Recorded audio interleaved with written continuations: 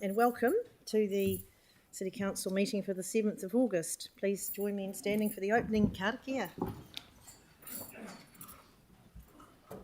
Whakatatau ki te, whakatatau ki te tona, kia mā kina ki uta, kia mā tātou ki te, ia ngā kia ngā te atakura, he tau, he ruka, he hohu, tihe, Māori ora. Thank you.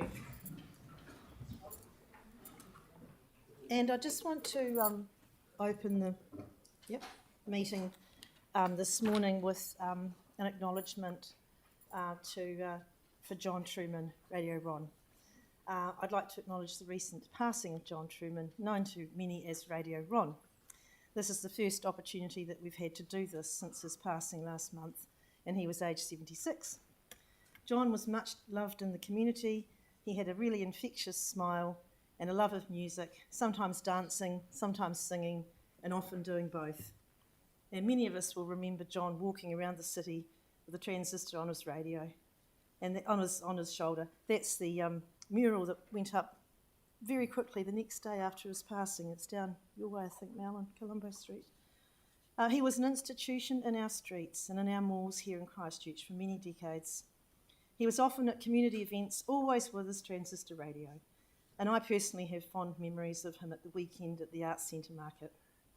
So on behalf of the Council, I'd like to offer our condolences to John's Radio Ron's family and friends and recognise publicly his contribution to our city's vibrancy.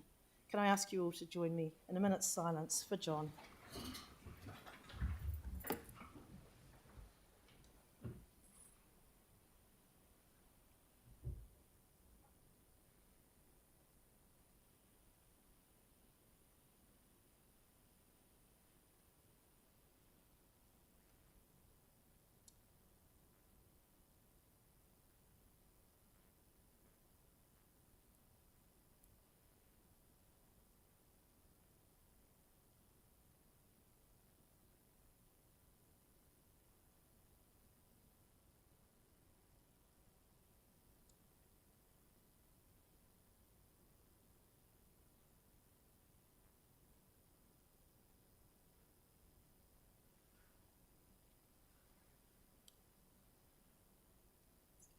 Thank you.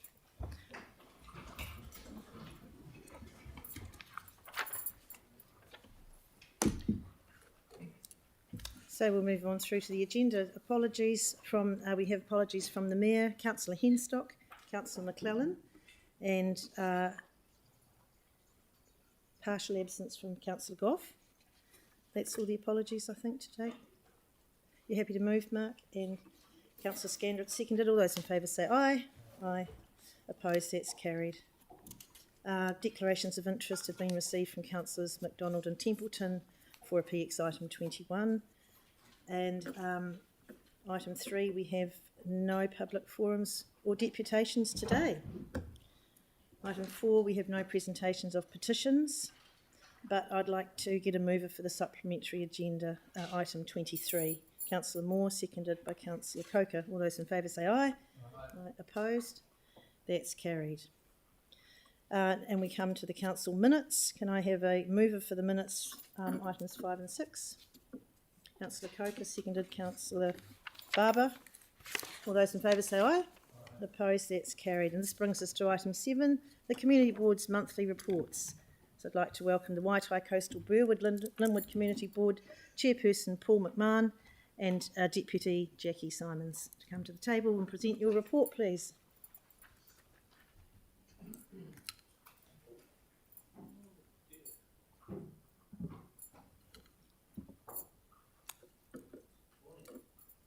Marina. Just looking at a few highlights that we've had in Waitai recently, we have microphone. Yes, sorry, we do have Councillor Kewen on Zoom, so if we don't have our mics on, the people on Zoom can't hear. That's fine. Sorry about that, Councillor Kewen. Looking at the shared Kai and Kororo Linwood series, this was absolutely really brilliant. I attended a few of them. I waitressed at a couple of them. It reminded me of my youth. The food and the chat and the community vibe was very positive. So if you do have shared kai come to your community board area, then do get involved in that. It's a lot of fun. Pūtahitanga o Te Waipounamu had its 10-year anniversary. So that was a fun full day with food giveaways and activities. And also we now have a new share pantry and book exchange in Burwood, and that has come together because of local community members, St Paul's Lutheran Church and the Waitakere School. So those having a pantry there is going to be good for people in that community. And they would also like to thank Bunnings and the Warehouse Shirley, who provided supplies and things for that that pantry. Over to you, Paul. And come to our issues, our advocacy issues. Firstly, Portlink is still there. One of the things about this issue and a lot of resource management issues is that residents do not feel that council is on their side. They feel held captive by moneyed interests who appear to be able to do what they want, with nobody to stand up for the public interest. But we are heartened that work has started on the plan change, but what I think is needed is an attitude change to compliance and enforcement on the residential industrial interface. Staff have been good on the Portlink latterly, but what we'd like to see is staunch advocacy from the get-go. Working class communities don't have the resources to stand up to moneyed interests on their own. They need their democratically elected council to act for the common good. And the wastewater treatment plant, it's still there, it still smells, and there's a level of frustration in the community with the delay that's quite significant, and the sooner we can give them clarity, the better. Too few people know that the concept design for the treatment filters is complete, that the further investigation and detailed design is underway with changes to modernise it. While most people in Christchurch know that dealing with insurers what it's like, they don't necessarily know that the council faces the same constraints as the rest of us. And finally, Pages Road Bridge. We need to get the Pages Road Bridge done. It's been 13 years since the earthquake. It's a major lifeline. It's the most important transport project in Canterbury as far as we're concerned, much more important than the Woodend bypass. And no design will be perfect, and nor will it make everyone happy. But it has gone through extensive pre-consultation, consultation, and through a hearings process. So I really urge you to support it, the recommendation of the hearings panel. We need to get this vital lifeline for New Brighton done. So thank you very much, and happy to take questions if you have any. Thank you. You have left a minute and a half. Are there any questions? Councillor Donovan. Thank you for that. Sorry, I'm just losing my voice a little bit. Are you able to just touch on the community board's view of the bridge in terms of the pre-consultation and the consultation process? So when we went through, the board submitted in favour of the bridge as a majority. So obviously you councillors weren't involved in that. We supported what was being recommended.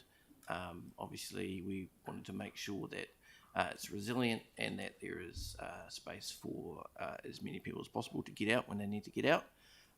And it's taken, because it's taken longer than we would have liked, it also has meant that the pre-consultation has been more extensive. And the modelling has been checked and double-checked.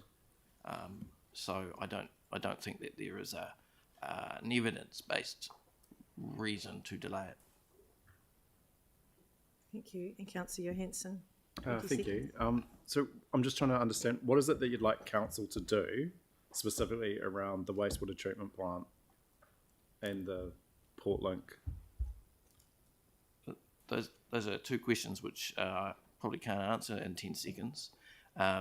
With Portlink, I was pointing to a general issue where when you have issues on the residential industrial interface, I want council to take a much stronger position from the get-go in terms of enforcement. And I'm thinking about like the National Steel Yard, for instance, which is also on the residential industrial fringe in our ward. Would like the council to be very staunch with its advocacy for the public when it comes to the wastewater treatment plant. Well, ideally, it would happen as quickly as possible. Thank you, Paul. Thank you very much for coming in. Thanks for a great report. Right, we move on to Te Pātaka o Rakahutu, Banks Peninsula, and Chairperson Lynn and Governance Manager Penelope Goldstone. Great picture, great photo.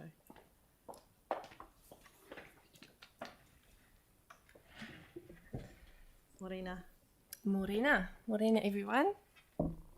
Beautiful morning this morning. Today I have the pleasure of telling you about the happenings around Banks Peninsula for July. The board received minutes from the reserve committees and the head-to-head walkway working party. They are continuing to do awesome work. We noted a co-option of a local representative to the management structure / strategic plan working group of the Pigeon Bay Reserves Committee. And the group, along with staff, are busy working through options for the future management of Pigeon Bay Camping Ground. As a little aside, our wonderful reserve committees punch above their weight, really. And the work that they do to care for their communities, and I continue to thank them for the work that they do.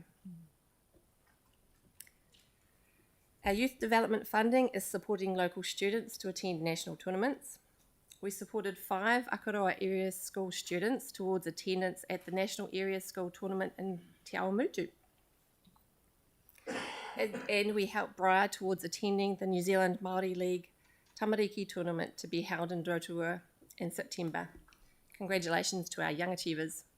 And remember the drone we gave funding towards for the Akaroa Fire Brigade?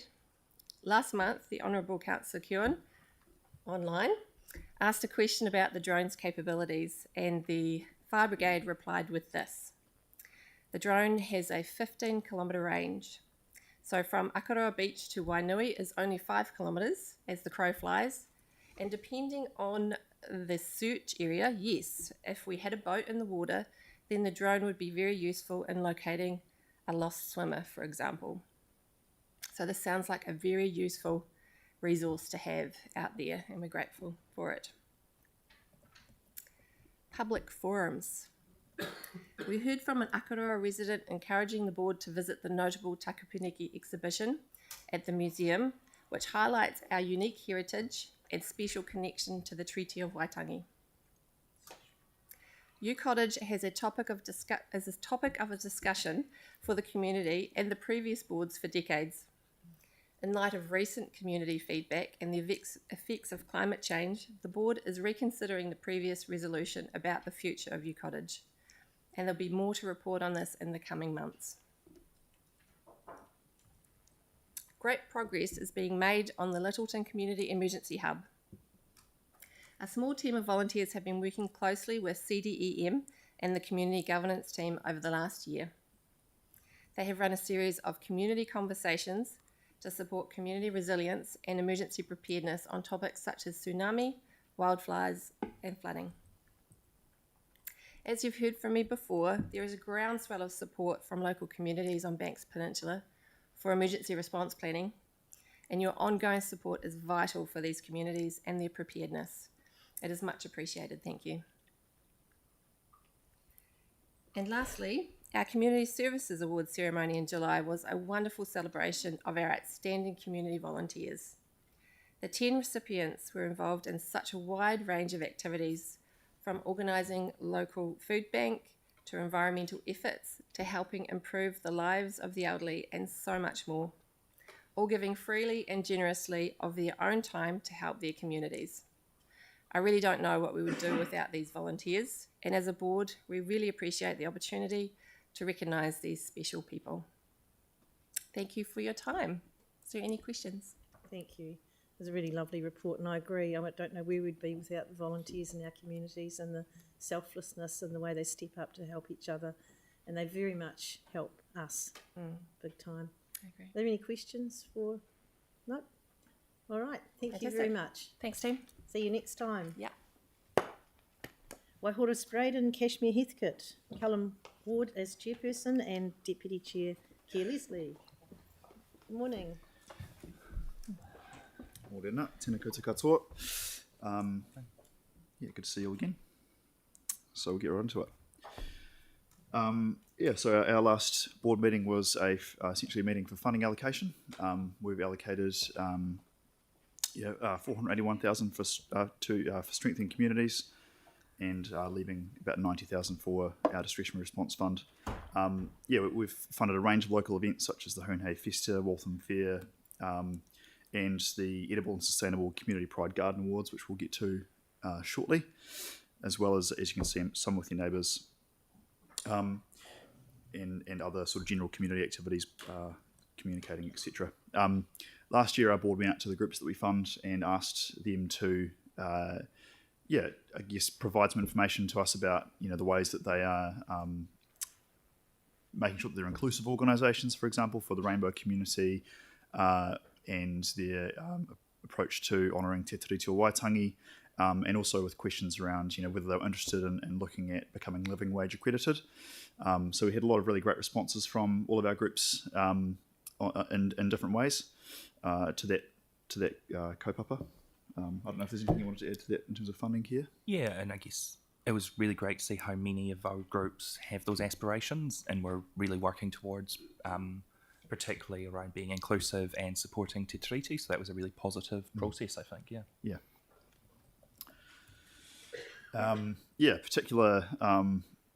A particularly fun time was the Community Pride Garden and Edible and Sustainable Garden Awards. So this was the first year that our boards had a combined event for those two awards, which was a huge success. We filled up the hall at Opawa Baptist, and there was just a huge range of people, and you can kind of see the diversity in the award winners there. That wasn't everyone. We couldn't manage to wrangle everyone at the end of the ceremony, but it was a great time. Lots of interesting people, and food shared at the end. So it was cool to see the connections being made there amongst gardeners in the community. And we had one person win an award for 30 years of participation in the Community Pride Garden Awards, which was incredibly impressive. And in terms of the advocacy space, obviously the Royal Commission report is something that our board's engaged with previously around Maryland's, but we have another sort of ongoing point of pain with respect to abuse and care and the unmarked graves at Sydenham Cemetery. So this has been something that's it's been a long-standing conversation, and in particular, I want to shout out to Michelle Lomax, who, when she was on the board, did a huge amount of advocacy work on this topic. Her and Tina, did a story earlier back in the day about this that sort of initially brought it to light, to public attention. And also want to shout out to Gareth Wright, who's the council staff member who's been doing a lot of work researching into the history of the graves there, and the people that are buried, mostly people that were former patients at Sunnyside Hospital, who passed away without any money or family to pay for a proper burial. So the board's written to the minister, who's leading the response to the Royal Commission report, asking for a government response that enables us to really properly acknowledge the history of that place and the people that are buried there and uplift their mana. We've had positive feedback from both local MPs, Megan Woods and Tracy McClellan, who are really keen to support with advocacy in Parliament around this issue as well. I don't know if there's anything you'd like to add to that, Keir. Just to say that since, and I know Michelle and Tina have had the same experience since that story ran a few years back and since the publicity more recently, there's a consistent trickle of people affected by this issue getting in touch and sharing their stories. And they are really heart-rending stories, hearing about family members who they know are buried there, and they feel that sense of... one person said, they felt a real sense of of shame that they haven't been able to acknowledge their family member the way they should have been. So it's something which, while distant in some ways, is also incredibly close and personal in others. Yeah. So we're sort of awaiting the formal response to that. Yeah. Any questions. So that's a very sombre note to finish on. But look, thank you for doing the work on this and picking this up. It's a really important issue to many, not just the people directly affected, but all of us in society have to take some kind of responsibility for the way vulnerable people are treated sometimes. So I think it's really, really amazing that you're picking this up and pursuing it. So anything we can do to help, we will. Definitely. Thank you. Look, the time is up for questions, I'm afraid, unless there's anything burning, but thank you. We'll move on to our next one. Waimairo Fendleton Waimari. Michelle. Kia ora. Good morning, councillors. Just like to pass on apologies from our board chair, who had an unexpected thing happen this morning that he has to deal with, and our deputy chair is currently speaking at a conference in Auckland. So I'm happy to take the report on your agenda as read and just mention that there is a part A further down on your agenda for the McLean's Island Road realignment, but it was fairly straightforward and the board was supporting the staff recommendations. So we'll save the presentation till next month. Oh, okay. Thank you. And the McLean's Island Road one was unanimous in the board? Or Yes. That's helpful. Thank you. Thank you for making the effort to come to the table and speak on their behalf. Right. Waipuna Horseball Hornby, Riccarton Community Board, Chairperson Marie Polisco and Governance Manager Bailey Peterson. Welcome.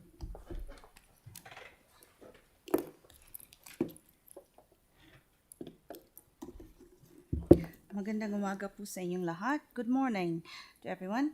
Thank you for this opportunity to present the monthly report of the Waipuna Wholesale Hornby Riccarton Community Board. So I have with me our Acting Governance Manager, Bailey Peterson, and I'll start off with the board decisions made under delegation. We have a Part A recommendation to this council meeting about the Shands Road cycle lanes, which is in item 11 of today's agenda. The community board unanimously recommends to accept the officer recommendations without change. Now, with regards to other reports of the board, no stopping restrictions were approved by the board along Stedman Road in Hornby and Packard Crescent in Halswell. And again in Halswell, at 301R Wigram Road, 2 new road names were approved by the board. And in Riccarton at Newbridge Place, the board approved to reduce the number of mobility parking spaces from 4 to 1 and extend the parking restrictions to a maximum period of 120 minutes on the southern side of Newbridge Place. Actually, the 4 mobility parking spaces were previously required by the Laura Ferguson Trust, which provided housing for people with physical disabilities. Now, with the trust moving out of the area, the 4 mobility parking spaces were no longer required. Now, on the 2024-25 Strengthening Communities Fund, the board approved around 54 funding applications. And same with the discretionary fund and board projects before the board, these were approved. And on the Youth Development Fund allocations, the board supported 3 individuals. On Swimming Activation Fund allocation, we have one there, $1,000 to the Nepal New Zealand Friendship Society of Canterbury Incorporated towards Empower Her weekly swimming sessions for women, and then off-the-ground fund allocation to the Hornby Community Care Center Trust towards its expanded center engagement project. Now, on activities around the board area, the Huritini Student Council is made up of year 5 and 6 students from 6 Halswell schools. Now, this student council decided to prioritize food safety as their project focus. The students have done research on existing resources in Halswell, including community gardens, food pantries, food banks, and potential partner organizations. As a result, they have chosen to establish food pantries at each school, which is quite amazing. Please stay tuned for updates on their progress. Now, this is something interesting because mental health first aid training I didn't hear before. I'm a volunteer with Civil Defense and I've done psychological first aid training. So this is my first time to hear of mental health first aid training. And this was delivered by Hatohone St. John participated in by representatives from various community organizations across the board area. We've had feedback from participants which included, "It gives me confidence to deal with someone having or potentially having mental health issues, where in the past I would have run away from the situation." And another feedback was, "This course has changed my way of thinking about mental health, wellness, and illness. It has given me some fantastic tools in my kit to continue to support my community and to keep myself safe and well." So I really think it's very interesting first aid training. Now, on Summer with Your Neighbors, applications for funding assistance to hold Summer with Your Neighbors events opened on July 13th this year, and it previously closed on the 11th of August. The board has decided to extend the application for events proposed to be held within the board area until the 31st of March 2025. Events are to be held between the 1st of October 2024 and 30th of April 2025. And that's all from us. Thank you. Fantastic. I think it's a good idea to extend those application times for neighbours, Summer with Your Neighbours, because sometimes it's just a spontaneous thing. People hear about it and go, well, let's do that. Councillor Johansson, 28 seconds. Well, yeah, thank you. Just quickly, just looking at the Shands Road cycleway, just because it's not an area that I'm really familiar with, but the design seems very minimal compared to the heavy traffic that potentially uses that road in terms of speed as well. So just wondered if you'd looked at the design and if you're comfortable with it. Yes, the board fully looked at the design and we discussed it amongst ourselves and we did unanimously support it. Right. Thank you, Marie. Thank you for coming in. Nice to see you. Right, thanks. So, Waipapa Papanui Innes Central Community Board, Chairperson Emma Norrish and Deputy Chair Simon Britton are here today.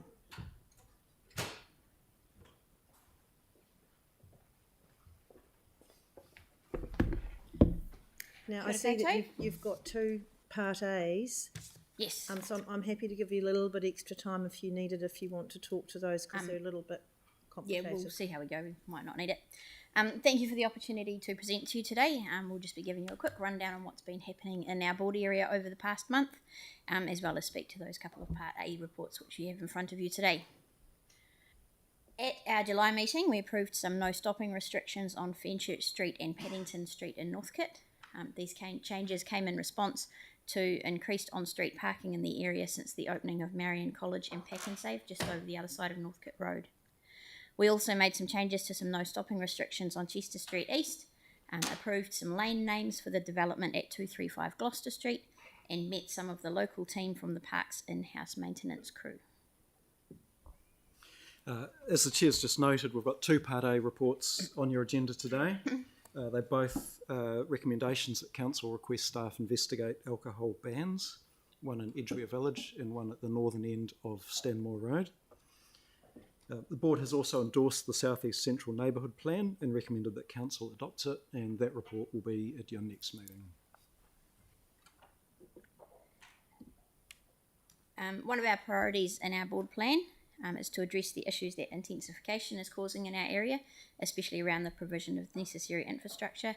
We've recently had public forums and deputations on this in relation to the Northcote area, and we're looking forward to seeing the investigative study of the Northcote Road Transport Corridor, which we supported with our Better Off funding. In community events in the past month, we've had a Matariki event at Phillipstown Community Hub. The events there at the hub included a hangi which fed 300 people, and it was a large coming together of members of the community as well as the community groups that are involved in that site. There was another hugely popular Matariki event in the Richmond Community Garden. It was Matariki in the Zone. This was a fantastic event with heaps to do for people of all ages. The hangi was a highlight with close to 500 people being fed by a dedicated group of volunteers. Entertainment was provided by various local groups throughout the afternoon and evening with kapahaka singing and dancing, and those attending were also able to enjoy the Matariki star installations on display. So thanks to all those who contributed to making this such a successful event.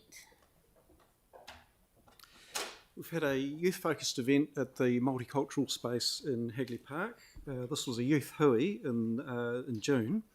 And the purpose of this was to gain insights from our young people and those working with youth around recreational needs and how best to facilitate those. And the feedback from the young people emphasised the importance of creating safe and welcoming environments for the success of programs and events.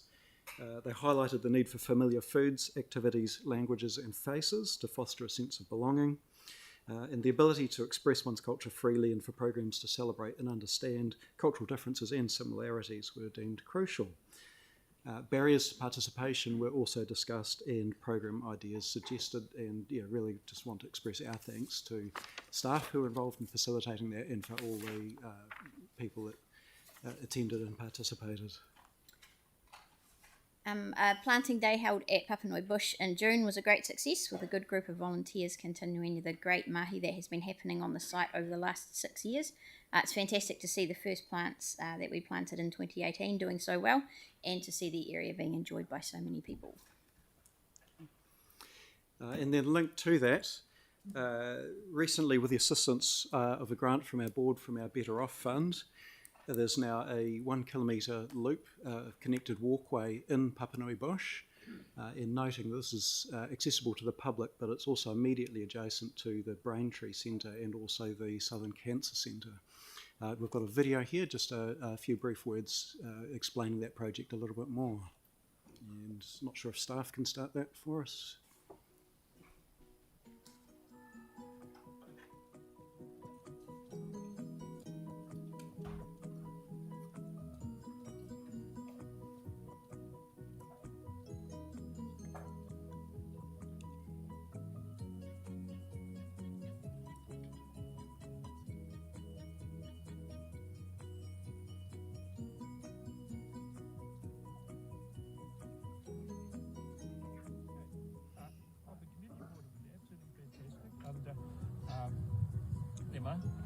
We got some money from the Three Rivers and we put a new pathway in. We've now got 1 kilometre pathway through Stacey, and so the community board and the council and Phil the mayor, we've done it. Okay. Apologies, the audio is not perfect in that one. That is the end of our report. And the two-part A's that you've got before you today, we had, you've got the one for Edgware Village and then the one for Northern Stanmore Road. Edgware Village, we had one of the business owners there who came to us speaking on behalf of all the businesses in the area about a rise in antisocial behaviour in the area that they see as attributable to drinking in the area. So they came with some evidence and spoke to us, and so the board supported a 6-month trial of external agencies working in the area, as well as initiating that process for an alcohol ban. And then at our next meeting after that, we had representatives from the Richmond Residents and Business Association come to us with similar problems for the area of Northern Stanmore Road, so that's North Avon Road, just in the whole shopping area south of there. And you'll see in your report that they also presented us with a whole lot of evidence suggesting that there are widespread issues with alcohol consumption and the associated antisocial behaviour in the area. And that area does date back to at least 2021, when they had previously gathered evidence around it as well. So it's having a detrimental effect on the local residents using the area as well as the business owners. So our board had a presentation from policy staff on the process for implementing an alcohol ban, and the board is asking you today to request that staff initiate that process for both Edgware Village and Northern Stanmore Road. Thanks. Thank you. I think it's fair to say, to inform councillors, that when the Edgware request came to our board meeting, we voted to actually request council to implement a 6-month trial. At our next meeting, we had further advice from the policy team that the council was unable to do that. You have to go through these steps first to comply with the Local Government Act, and so we rescinded that decision, and now we're going ahead with a recommendation for both of these areas to commence the process to endeavour to see if those areas tick those boxes, and or if there's any other external help that can be put into these areas to alleviate the problems. correct? That's right. Yeah. Any other questions? Councillor Johansson? Yeah, just wanted to acknowledge the board for funding that Northcote roading transport study, but I was just trying to understand how far does that go back towards the city, and will it look at that Langdons Road, Main North Road, the infamous 9 traffic lights within 1.6k area? No, the money that we funded is for the section between Main North Road and the railway line. So that short So section. is there anything else that council could do to help you deal with the massive traffic problems that you're having in your board's area around that Papanui Main North Road area?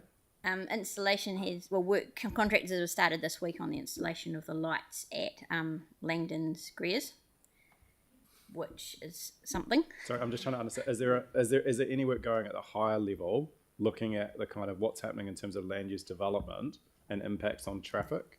Because it just seems everything's happening ad hoc, and I just wondered, is there anything you think council could do to assist in having a more strategic approach to traffic planning in that area? I think it's fair to say we have not had any people from the community coming to the board complaining about the traffic there at the moment. I think it's fair to say it's still bedding in, but so long as the lights are phased. Yes, yeah, certainly. We've had feedback around the Northcote QE2 Main North intersection, and there's been substantial changes to the sequencing of the lights there, which is a resource consent obligation associated with the pack and save, and that's certainly impacted flows, and I've seen it improving over time, but there are some constraints there. To an extent, with all full respect to the press, the article about the sets of traffic lights was a bit of a story about nothing. I mean, there's lights there, yes, but there's a reason for them. We've had requests from the public for speed reductions in that corridor, and we need to consider that serving multiple purposes, including being tagged as a future rapid transport route, as well as it's actually mainly residential through there.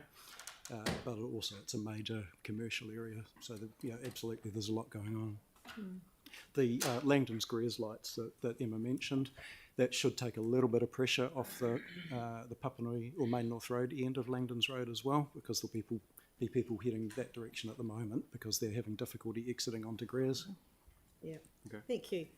All right. Thank you. Thank you. See you next time. Thanks for coming in. How are we going for time? Right, so that ends the committee with Part A's. I have a mover to receive those. Councillor Templeton, seconded by Councillor Peters. All those in favour say aye. Aye. Opposed? That's carried. So that takes us to item 8.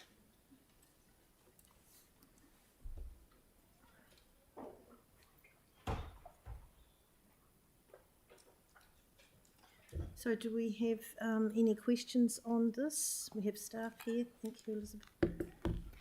So the recommendation is noting that the board's supporting an implementation of the ban, but before anything can be done there, number 2 kicks in, which is requesting staff to investigate the trial ban under the alcohol restrictions in public places bylaw. So that, does anyone need some explanation from staff? Happy to move it. Seconded by Councillor Scandrett. Harrison Hunt. Is there any questions? Is there any debate? All right, I'll put the motion. All those in favour say aye. Oh, sorry, you want Madam to say- Chair, can we offer some advice just on this? So these are obviously serious matters. They go to community safety. They're issues that should be reported to the police often. The police have announced in July the community beat teams are going to be deployed to areas where the public are reporting matters of concern. So the message again is report these issues to the police. The police have indicated to us that they don't have an ability to police an alcohol ban for the initial, for at least 6 months. So our suggestion would be, can we monitor these issues and report back to the community board on a monthly basis, working with the police on these community safety issues? yes, that's what the 6 months work is. Councillor Harrison Hunt. Kia ora. So it's... Sorry. Oh, okay. All good? Yeah, we've mucked up your process. Sorry. Right. Interjecting. Okay. Sorry about that. Yes, I No, know, that's fine. That's fine. Okay, so it has been moved and seconded. Look, I did Oh, allow that for okay. clarification, and I hear what you're saying, that in order to progress this trial and the second one, it's relying on public feedback to report any incidents to help the data be gathered. Councillor Goff, it was moved and seconded, so we've actually just going to put it. Maybe you can ask it in the next one. It's the same. So all those in favour say aye. Aye. Opposed, that's carried. And the second one is similar, item 9. Now we can ask questions, I guess. Yes. So, yeah. Yes. So Harrison Hunt and then Councillor Goff. So, staff, this is for the Staff, next you can item. come back Apologies, to the table, Gary. please. Might need just. Yeah. So this is the alcohol ban request for North Richmond, North Avon Road, North Richmond. And I can generalise it now, but what I'm understanding within the resolutions here is that we're requesting that staff investigate an alcohol ban instead of actually implementing it. Am I correct in thinking that? Sorry, what was the question? So with the resolution here, it says that staff are investigating an alcohol ban, not necessarily putting in a 6-month trial. So am I right in thinking that that's what staff are requesting? I think it actually equates to No, the that's same not what staff are requesting. So you're requesting Staff the alternative? Suggested continuing to work with the police and community agencies to consider these serious community matters. Then with the announcement of the community beat teams in July, they are to be deployed to areas where the public are reporting issues of concern. So this is behaviour that is illegal already. We don't need to amend the bylaw to make that change. This is illegal behaviour and it needs to be reported to the police. So the recommendation is to continue to work with the police rather than investigate an alcohol ban. So I read the report I actually read the report, and within this, what we're seeing here is pretty much the same thing. So I'm just trying to gain an understanding of why this would actually hinder staff from working with the police on investigating potential bylaw. Yeah, there is no hindrance. After speaking with police on Monday, with their new the beat teams that they have, they're simply saying that an alcohol ban in place, they could not do anything more than what they're doing now with their new beat sections. So the cost of trialling it and doing everything else, that's the question.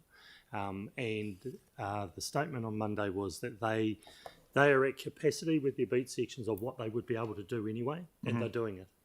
So they don't require anything extra.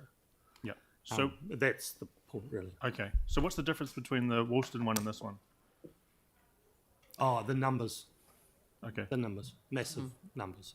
And the Edgeware, oh no, we're not going to make the Edgeware report, sorry. This report as well identifies that the aggressive begging seems to be the biggest thing. The numbers of alcohol incidents direct are small.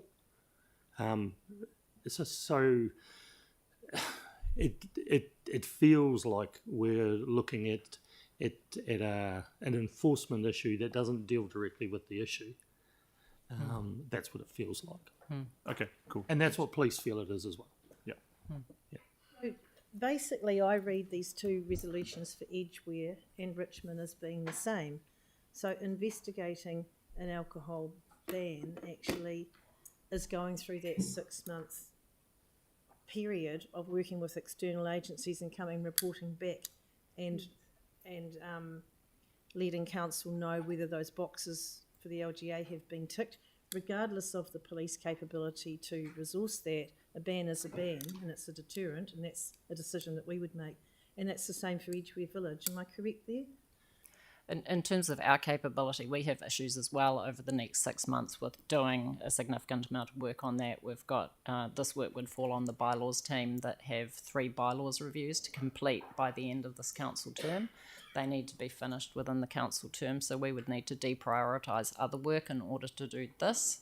And what we're saying is at the moment the data doesn't indicate that we've met the threshold for an alcohol ban. There has to be a serious level of crime and disorder as a result of alcohol in order to put in place a ban. So what we're saying is doesn't appear that threshold has been met. These are serious issues. They should be reported to the police, but we're suggesting at the moment that it doesn't meet the threshold for an alcohol ban. So we're proposing a different approach. Right, Councillor Goff. Yeah, just following on from that. So although police don't have the resource necessarily to police the alcohol ban, in the event that police were there, even for an unrelated matter, would an alcohol ban provide them an option at their disposal, at least?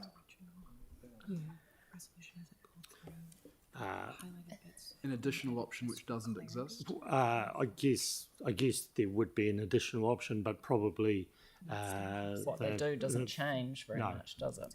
And the laws that they have, they're able to deal with most things anyway. Yes. I think the concern for me was that the police are the ones who enforce this, and when I hear from them that they're doing everything they can do now without a liquor ban, that it wouldn't add to it. That's all I'm trying to explain. I guess though the point being, if someone is there with an open RTD or something like that, and there happens to be a police presence in the area, they can't do anything about it. However, at this point, but if an alcohol ban were in place, then they could say, look, at least you could move them along. No, think that clarifies it. But I hear what you're saying and appreciate it as well. So, Okay, Councillor Templeton.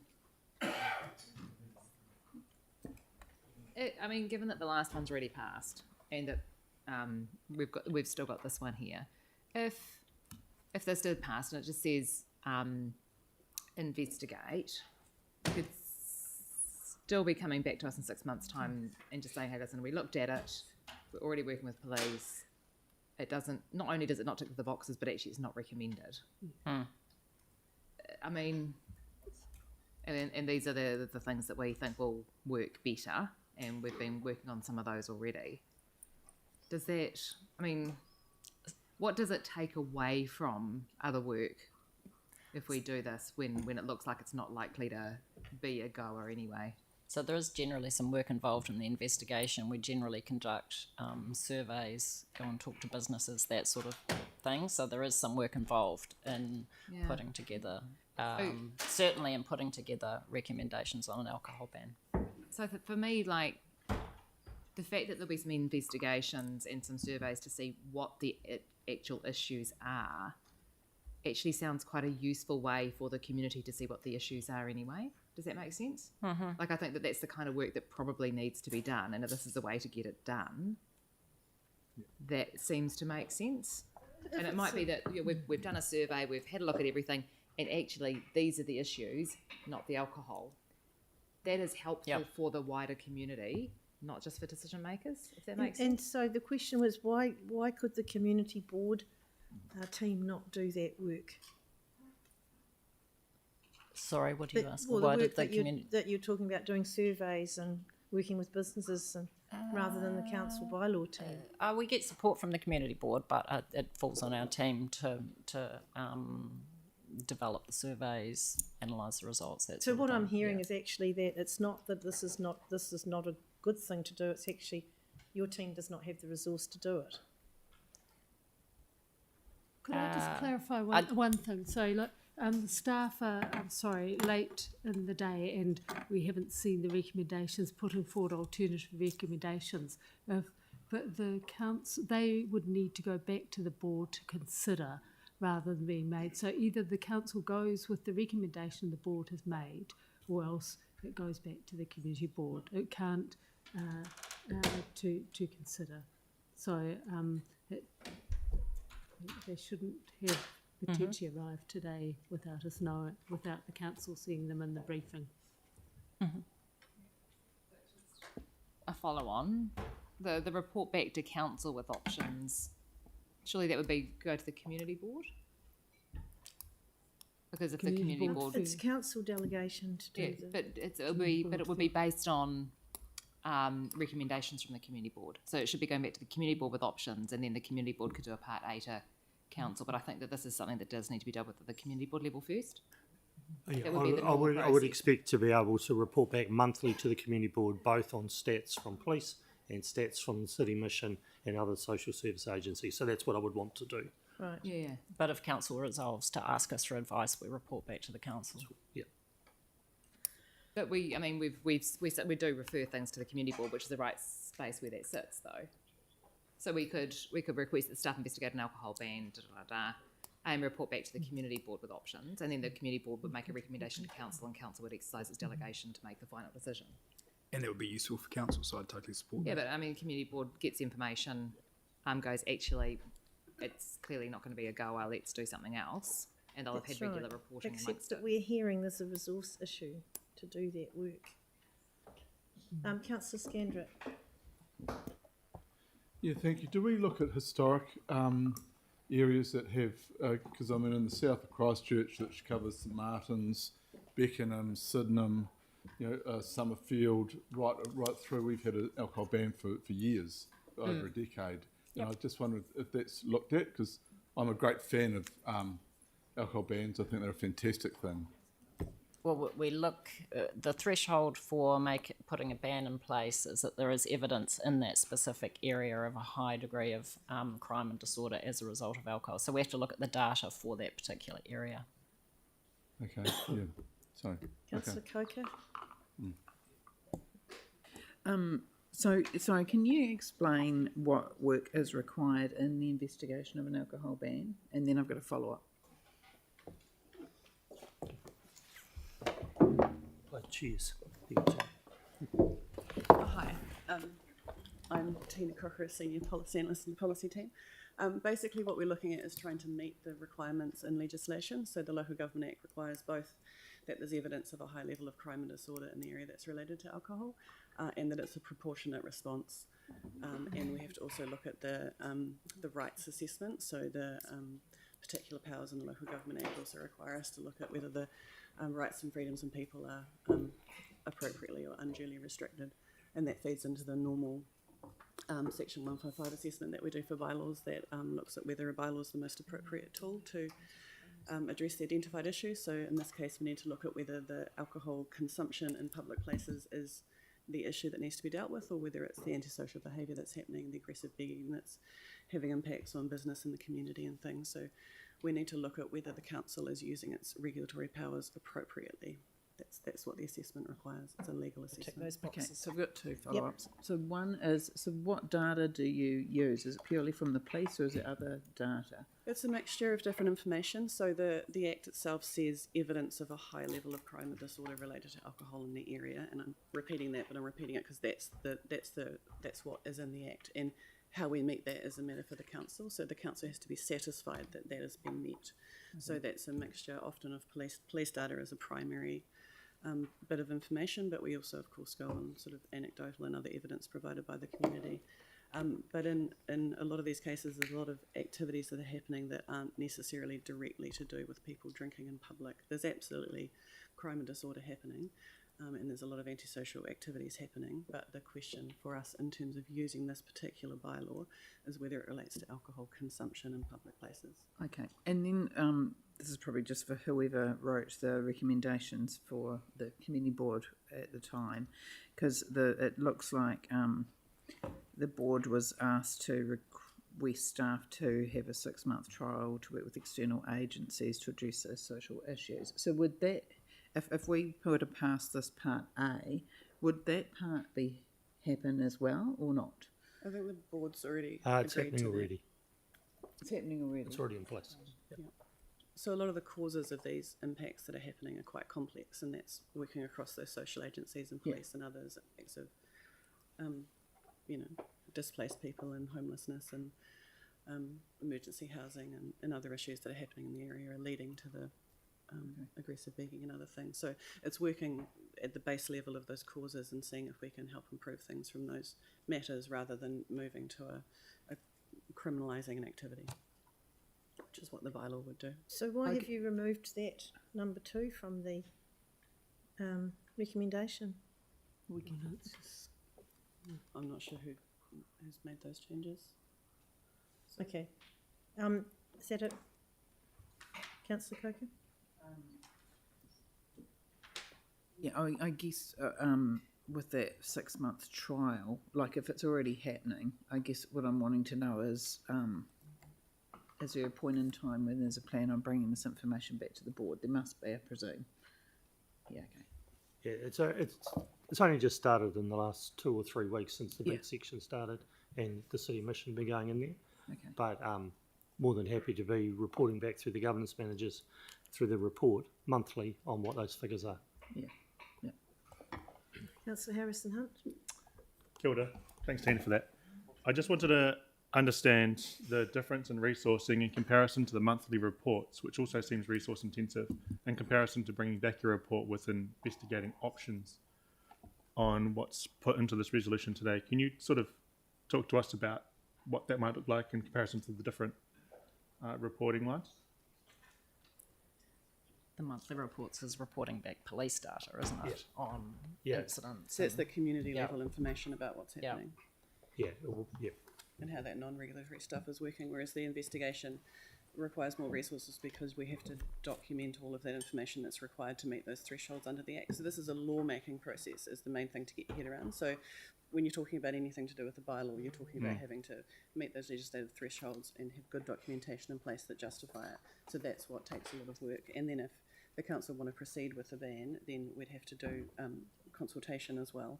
So it's another time and resource sink, and then hearings, and then putting it in place, and then publicising it. So it's a long process. It's not designed to be fast or easy because it's a law-making process. So we need to give due consideration to all of those issues. And is there a time proposed for you to report back to council with options? Yeah. The expectation of the board was in 6 months. Okay, Would so we- if that was internally extended, and it went back to the board, and the board said, "Yeah, cool, we can extend it because of resource issues," would staff be okay with that? We're going to hit difficulties next year with the amount of information and activity that the council is trying to get through before the end of the term, in terms of all of the public consultation and other things that need to get sort of rolled out before we have the election period next year. Okay. So we're sort of mindful of that tail wave that's Yeah, I coming. see what you mean. But just to come back to that point about the community board, the reason the community board's involved is because we have a process for alcohol bans where often people would like one to be put in place, and instead of that coming directly to council and then a lot of work coming from that, because it is a lot of work, even for a simple one that's clear, there's still a lot of work involved. We've created a process where it goes to the community board first, so anyone in the public can raise it, take it to the community board, and then the community board considers whether they think there's enough public support or evidence or information for the board to recommend to the council that the council ask staff to look into it. And it's a slightly long process, but it's because it is a serious matter to put it in place, and it's a lot of resource to investigate it. So that's why that process is what it is. But the actual decision to go ahead with a ban, so a pilot or a trial ban, it still needs to meet those legislative requirements, same as a permanent one. So yeah, we just need to be mindful of that process. I see what you mean. Last question, if that's all right, Pauline, is for Gary. No, tough one, mate. There you go. The key thing I'm trying to pin down from this, obviously, is the process. But would you say that this system works in a reactive nature in comparison to a proactive one, particularly around implementing bylaws and alcohol bans?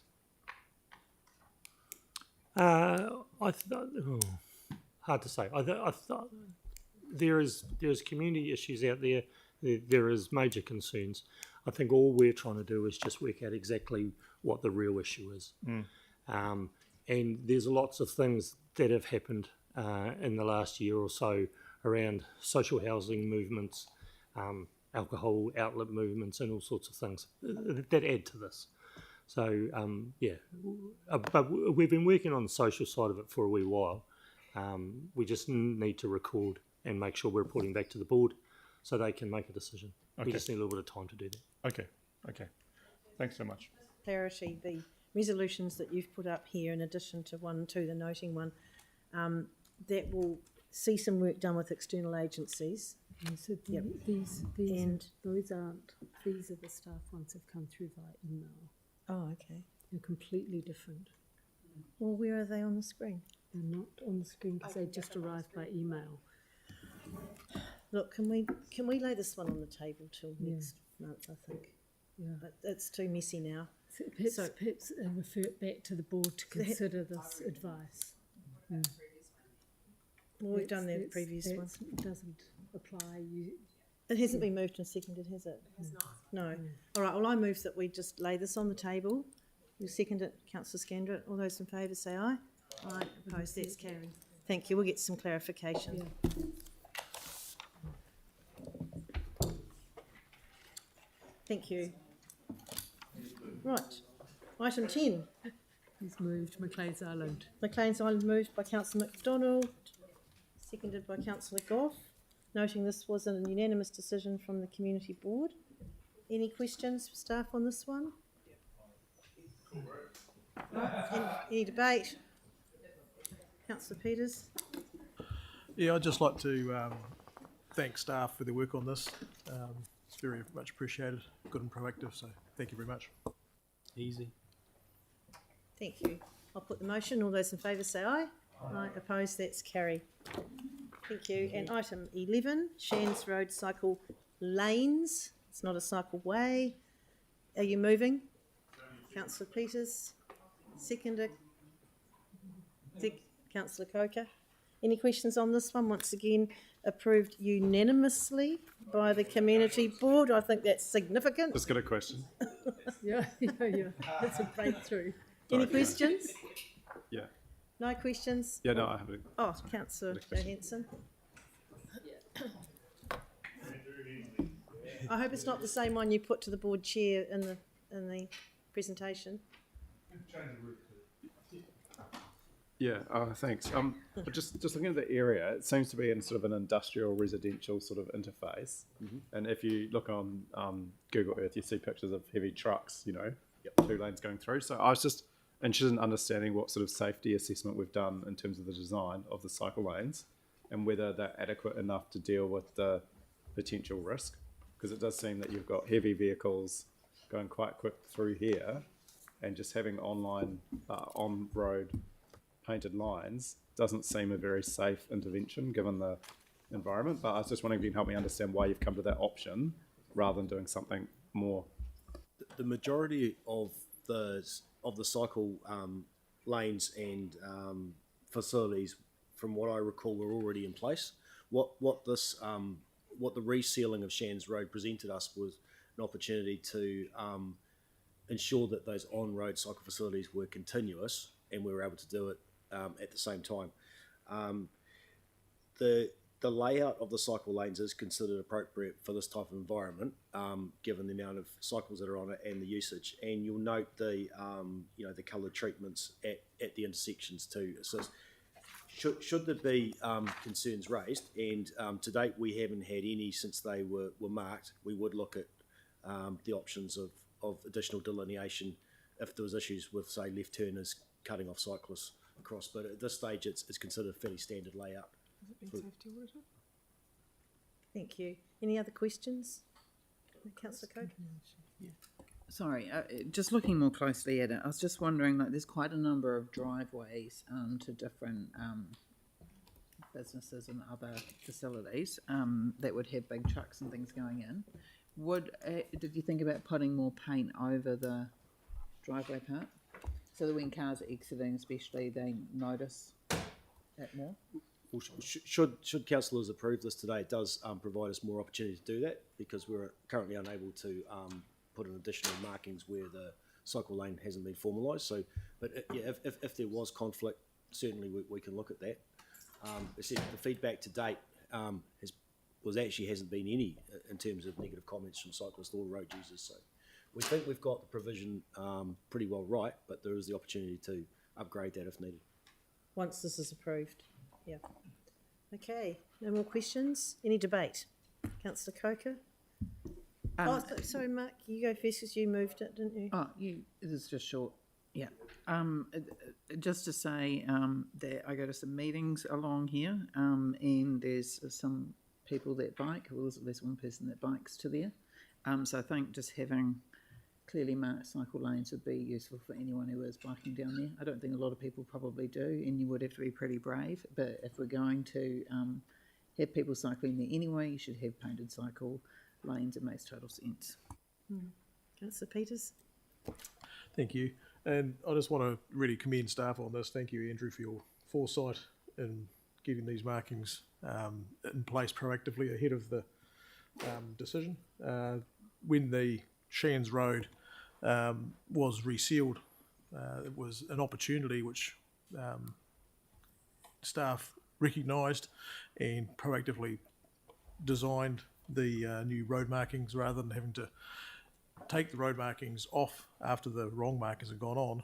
They've actually put these in at the time, done a great job, and it actually works really well, looks really good on the road. The cyclists that do use it, I'm sure we're finding it a lot better to have their own space rather than not have it. So it's been a really good example, and I'd really like to encourage staff to continue to look for these sort of opportunities to upgrade our infrastructure cost effectively and quickly and easily to do things very sensibly. Thank you. Excellent. Yeah, well said. All right, I'll put that motion. All those in favour say aye. Aye. Opposed? That's carried. Thank you.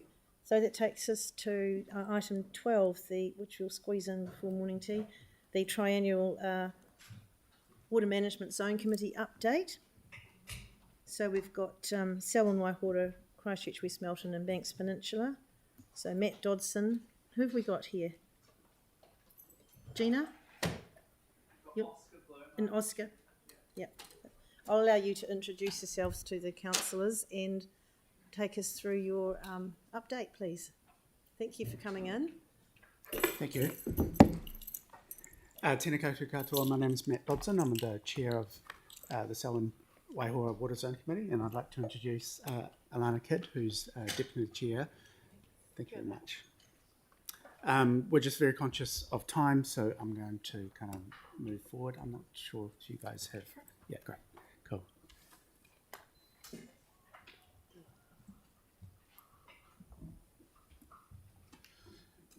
So we've just got 4 slides for you today, and we're just going to talk about the things that we've undertaken over the last 4 months or so. So as you're aware, the Mayoral Forum and Environment Canterbury are looking into kind of the functions of zone committees, and we thought it was a really good opportunity to look at the ways that we're operating and how we can influence kind of freshwater management in our zones. So we had a workshop a couple of months ago, and generally the outcomes were around being more active in the community and engaging with people around what, particularly in the Selwyn zone. So we've got some ideas around going out and do some water testing, probably late October, September, in 3 locations, and being more proactive with community groups already involved in the area, such as Alamea Sustainable Agricultural Limited and CPW. And I guess that builds into the next point around kind of building more collaborative pathways with existing groups and trying to leverage off what people are already doing in a more systematic manner. I think we're going to be more advocates around key issues and make recommendations to councils around the issues that we see. From a water quality perspective in the Selwyn district, there are increasing nitrates and there's always risks of E. coli, particularly for shallow bores. And we're going to try to get more information out through comms to residents of the Selwyn district and stakeholders. The last point is that we had a number of workshops and kind of discussed ways or put our views forward around the review of the zone committees. It's my personal view that zone committees are actually quite a powerful tool made up of mana whenua representatives from districts and city councils and locals who know that area and are able to kind of feed in and provide information to those regulatory bodies around the effectiveness or otherwise of interventions. So I'd be really keen for the zone committees to continue, but that's up to others. I'm going to hand over to...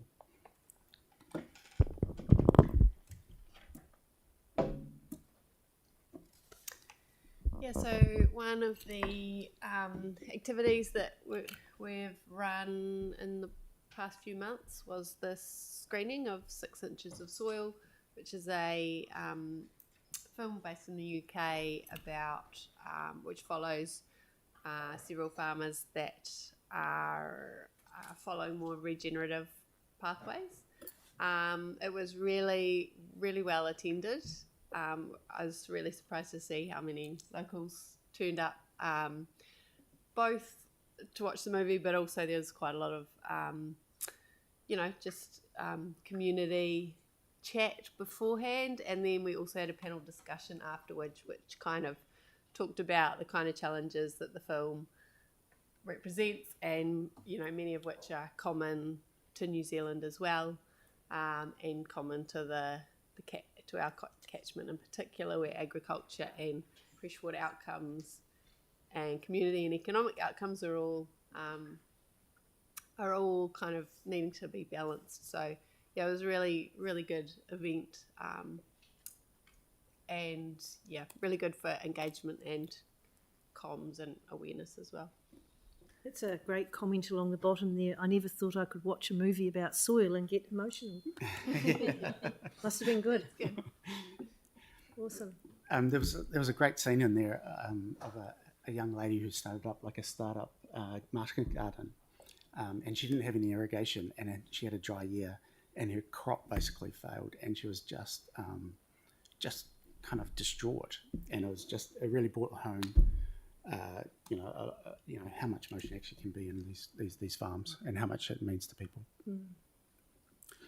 So a couple of months ago, we had a really great session. Unfortunately, I was overseas, focusing on groundwater quality. So we had presentations from Environment Canterbury staff, from Selwyn District Council, and Ellesmere Sustainable Agricultural Limited, Incorporated. Apologies. So Environment Canterbury staff talked about trends across the district in groundwater nitrates and in bacteria, and around kind of the importance of maintaining bores, particularly if you're servicing your own water supply, or if you've got an on-site wastewater management system, or i.e. a septic tank, the importance of making sure that you've got appropriate setbacks and protections so that you're not contaminating your own well, basically. Generally, nitrates are on the rise, and they continue to be. But I think it was quite impressive to see the monitoring that's been undertaken and presented. And I think Alana made the comment that Ellesmere Sustainability have done a fantastic job of going out and really monitoring the groundwater beneath their area and trying to get a really detailed picture of water quality in that particular location. And our last point on the slide is around focused feedback on LTPs around safe drinking water, stormwater, and community engagement.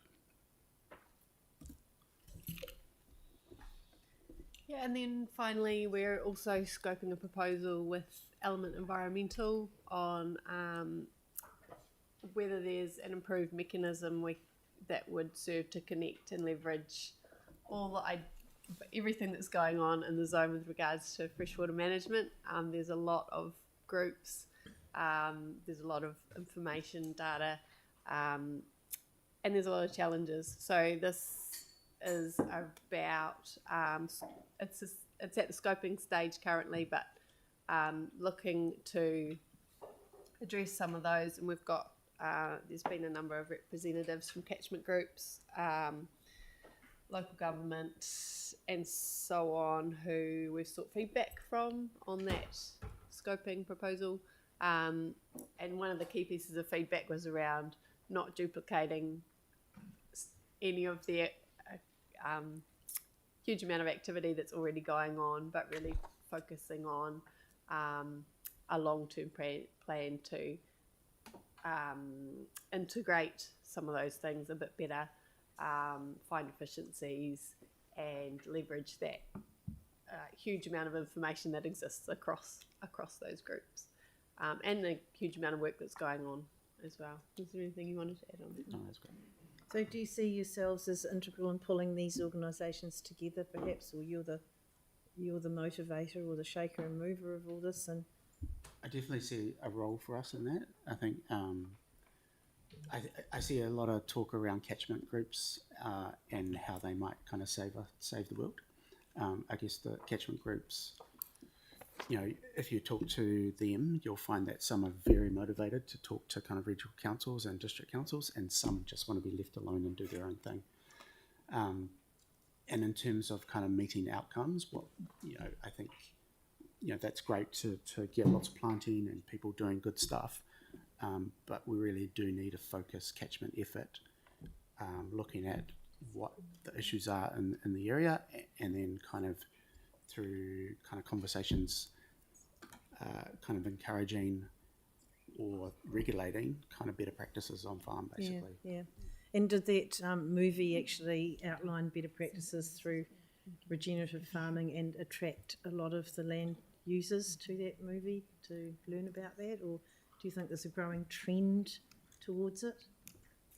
I think we're more served in highlighting the huge challenges that exist, but there are definitely some practices in there that are relevant here as well. Need improving. I also think with regard to catchment groups, there's a huge range of variability in terms of finance and governance and those sorts of things, which are really important to the future of catchment groups. Some are really well managed and governed, some have long-term finance streams and some don't, so there's a lot of variation among those groups currently. I've been a bit naughty interrupting, so I'll get to the end of the presentations, then I'll come to you, Tim. So is that the end of your one? Yes, thank you. And we've got, who have we got next? Christchurch, West Melton? Yes, that's me. Kia ora koutou katoa ko Oscar taku ingoa. I am the chairperson of the Christchurch West Melton Water Zone Committee. This is my second triennial report. For our zone committee, sorry, you don't get pretty slides. You just have to listen to me. So in terms of meeting and workshops, we've been a bit challenged recently because we are running low on our membership, just waiting for the review to happen before we refresh. So it's been quite a battle to make sure we're always reaching quorum and also have enough engaged members to be able to do the projects and initiatives that we think are really important for the community. But we've been still meeting and I think doing well in that respect. We've actually just appointed a new deputy chair at the last meeting. When I last came, I can't quite remember, we possibly didn't have one. So that's now Mike Patchett, who was the deputy chair last year, which is really great for me because it just represents some really, he probably has spoken to quite a lot, just really good continuity.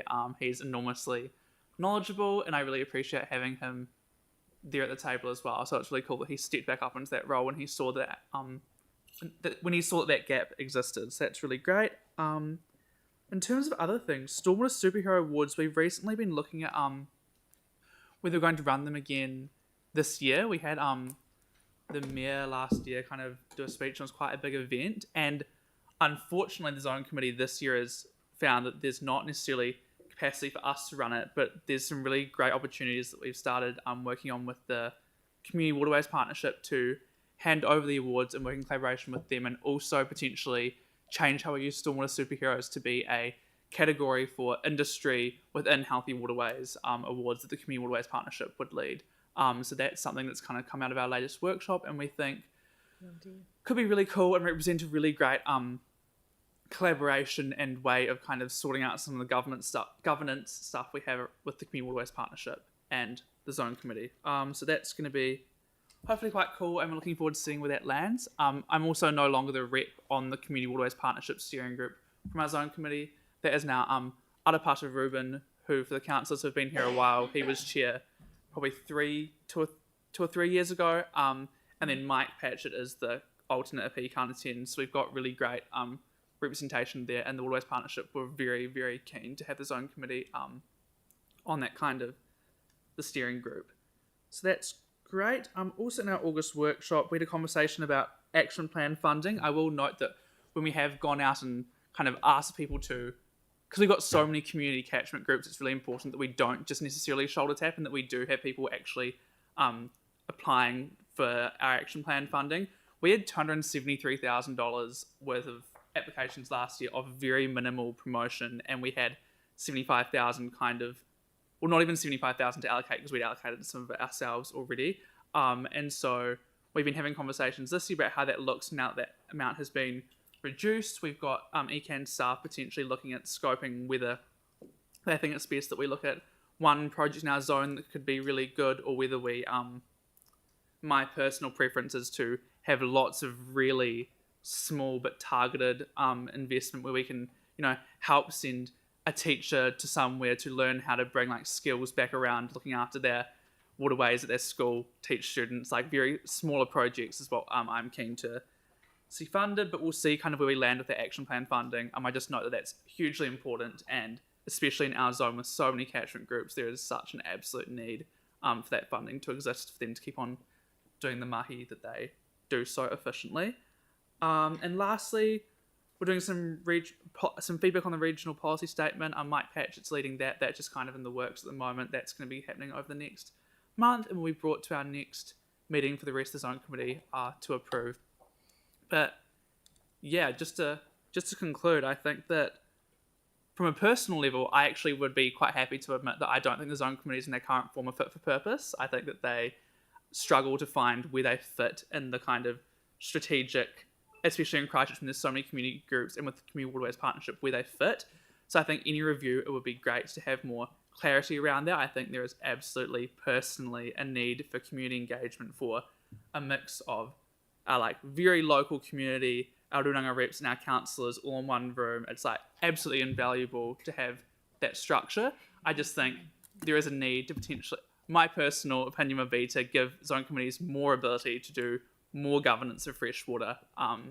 But yeah, we'll await the review, and hopefully once we've got that, it will provide a bit more clarity to us to engage with our community, because it's hard to engage with your community when you don't necessarily know what you can promise them because you don't know what it looks like in the next year. So that's definitely been a challenge, but I'm looking forward to seeing where the rest of the year takes us. Yeah, thank you. Thank you, Oscar. That's an excellent update. Thank you very much. Gina, the Banks Peninsula. Good morning. Thanks morning. for hearing from us again. Thanks for coming in. Really appreciate it. First, I'd just like to speak about the Zone Committee review, which was covered in quite a lot of detail in the report. And I think that report does provide a good summary, particularly when I know that even just for our meeting alone, we provided a large amount of feedback with widely varying views. I am pleased to see, though, that the Mayoral Forum has committed to supporting local freshwater leadership. However, I do also want to note that the review has created quite a lot of uncertainty in the committee this year, and the way it's been approached has led to some members feeling maybe a bit disenfranchised, sort of as though the review is geared towards scaling back or dispensing with the committees.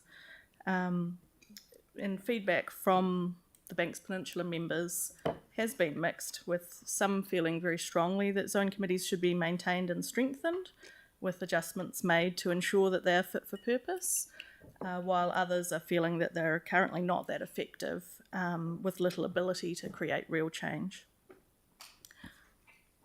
My view is that water zone committees are what you make them. They can be very effective if they're well set up and well resourced, and they can take on a number of roles, including supporting community groups, but also in engagement, education, the regulatory space, and advocating to both local and regional councils. Overall, I think the collaborative model works really well, and I think it's important to have a group that acts as a bridge between councils and landowners in the freshwater and land management space, much like community boards do. I also note that in the review summary that some zone committees feel like they don't get good engagement with their local councils. So I'd just like to take the opportunity to state that I feel that we do get good engagement with Christchurch City. These triennial reports provide us with a good opportunity to present any recommendations we have to you, as well as there being really good effective working relationships and knowledge sharing between City Council and Environment Canterbury staff. And as an example, I'd just like to again thank Council for the stormwater investigations that are being undertaken around Whakaraupo, Littleton Harbour, to identify sources of faecal contamination to help improve water quality, particularly for swimming in the harbour. following recommendations that we made last year. So moving on to the report itself, and the meeting that we had on Fish Passage in April, we were impressed by the City Council's approach in proactively developing a ranking system to prioritise identified fish passage barriers so that a program for treating them can be developed, meaning that funds will be effectively spent where the best improvements can be achieved. And we have made a recommendation to Environment Canterbury that something similar should be developed for regional structures. Lastly, I'd just like to mention that the Zone Committee will be signing up to the Community Waterways Partnership. We have been informally involved since it began, with a number of our members attending their meetings. But following our formal sign-up, we will have representation on the steering group going forward. That's all I have for today. Excellent. Thank you. Pleased about that. Thank you so much. Look, we're sort of out of time, but I've got two questions I'll allow. Councillor Scandrett and then Councillor Templeton. Just with the 6 inches of soil, this is something I thought I'd never mention in a council chamber, is dung beetles. So I met a guy the other day, they're now importing dung beetles, gone through it, because obviously cows and sheep are not indigenous to New Zealand, so therefore we had nothing to cope with the excrement. But they're now bringing beetles in because they aerate the soil and they put the dung into the soil. Is that crossed our kind of, or your paths yet? Or I'm sitting there kind of going, really? He's selling them, by the way. Yeah. By the dozen. I've got a dung beetle stud. Take 2 dozen. I have heard of farmers up in Hawke's Bay kind of doing, or at least kind of trialling that kind of that process. I think there's all these different options, different natural-based options. Stay alert for progress on the dung beetle. Councillor Templeton. Kia ora, thanks so much for your mahi, all of you, and your committees. One quick thing to you and then one probably to Mary is that the way you've talked about the potential for the zone committees to do more and how some are more effective than others, some have engagement differently with their councils, those kind of things. What do you think is needed from the councils, given that you're joint committees, to enable that? I think my personal view is that there was a series of kind of sub-regional plans where zone committees were integral to kind of developing those plans and those limits. Environment Canterbury are now moving towards a more kind of region-wide policy segment, and that makes quite a lot of sense from kind of implementation and kind of consenting perspective. But what it did was it meant that the actual role of zone committees became very blurred. So apparently we were implementing things, but there was no real guidance or information around how to implement it or any direct funding or influence. So what I'd really like to see is a clear definition of where we do. I personally have some ideas around where I think we could add value, and I think we could really add value to kind of be in that regulatory form, but also kind of giving test how those land use interventions might actually work in practice. But I also note that zone committees cover a large area across Canterbury, and we have different areas of interest. So, what's true for a highly rural catchment like Selwyn might not be true for Banks Peninsula and West Mountain. So I think a clear guidance, but also understanding the uniqueness of different zones throughout Canterbury. And you talked about governance and those kind of things, some extra training or funding. Both would be fantastic. I'd also like to reiterate that I think we got a lot of great support from Christchurch City Council and from Southern District Council. I think some of the councils down south and maybe Hiranui, there's less engagement.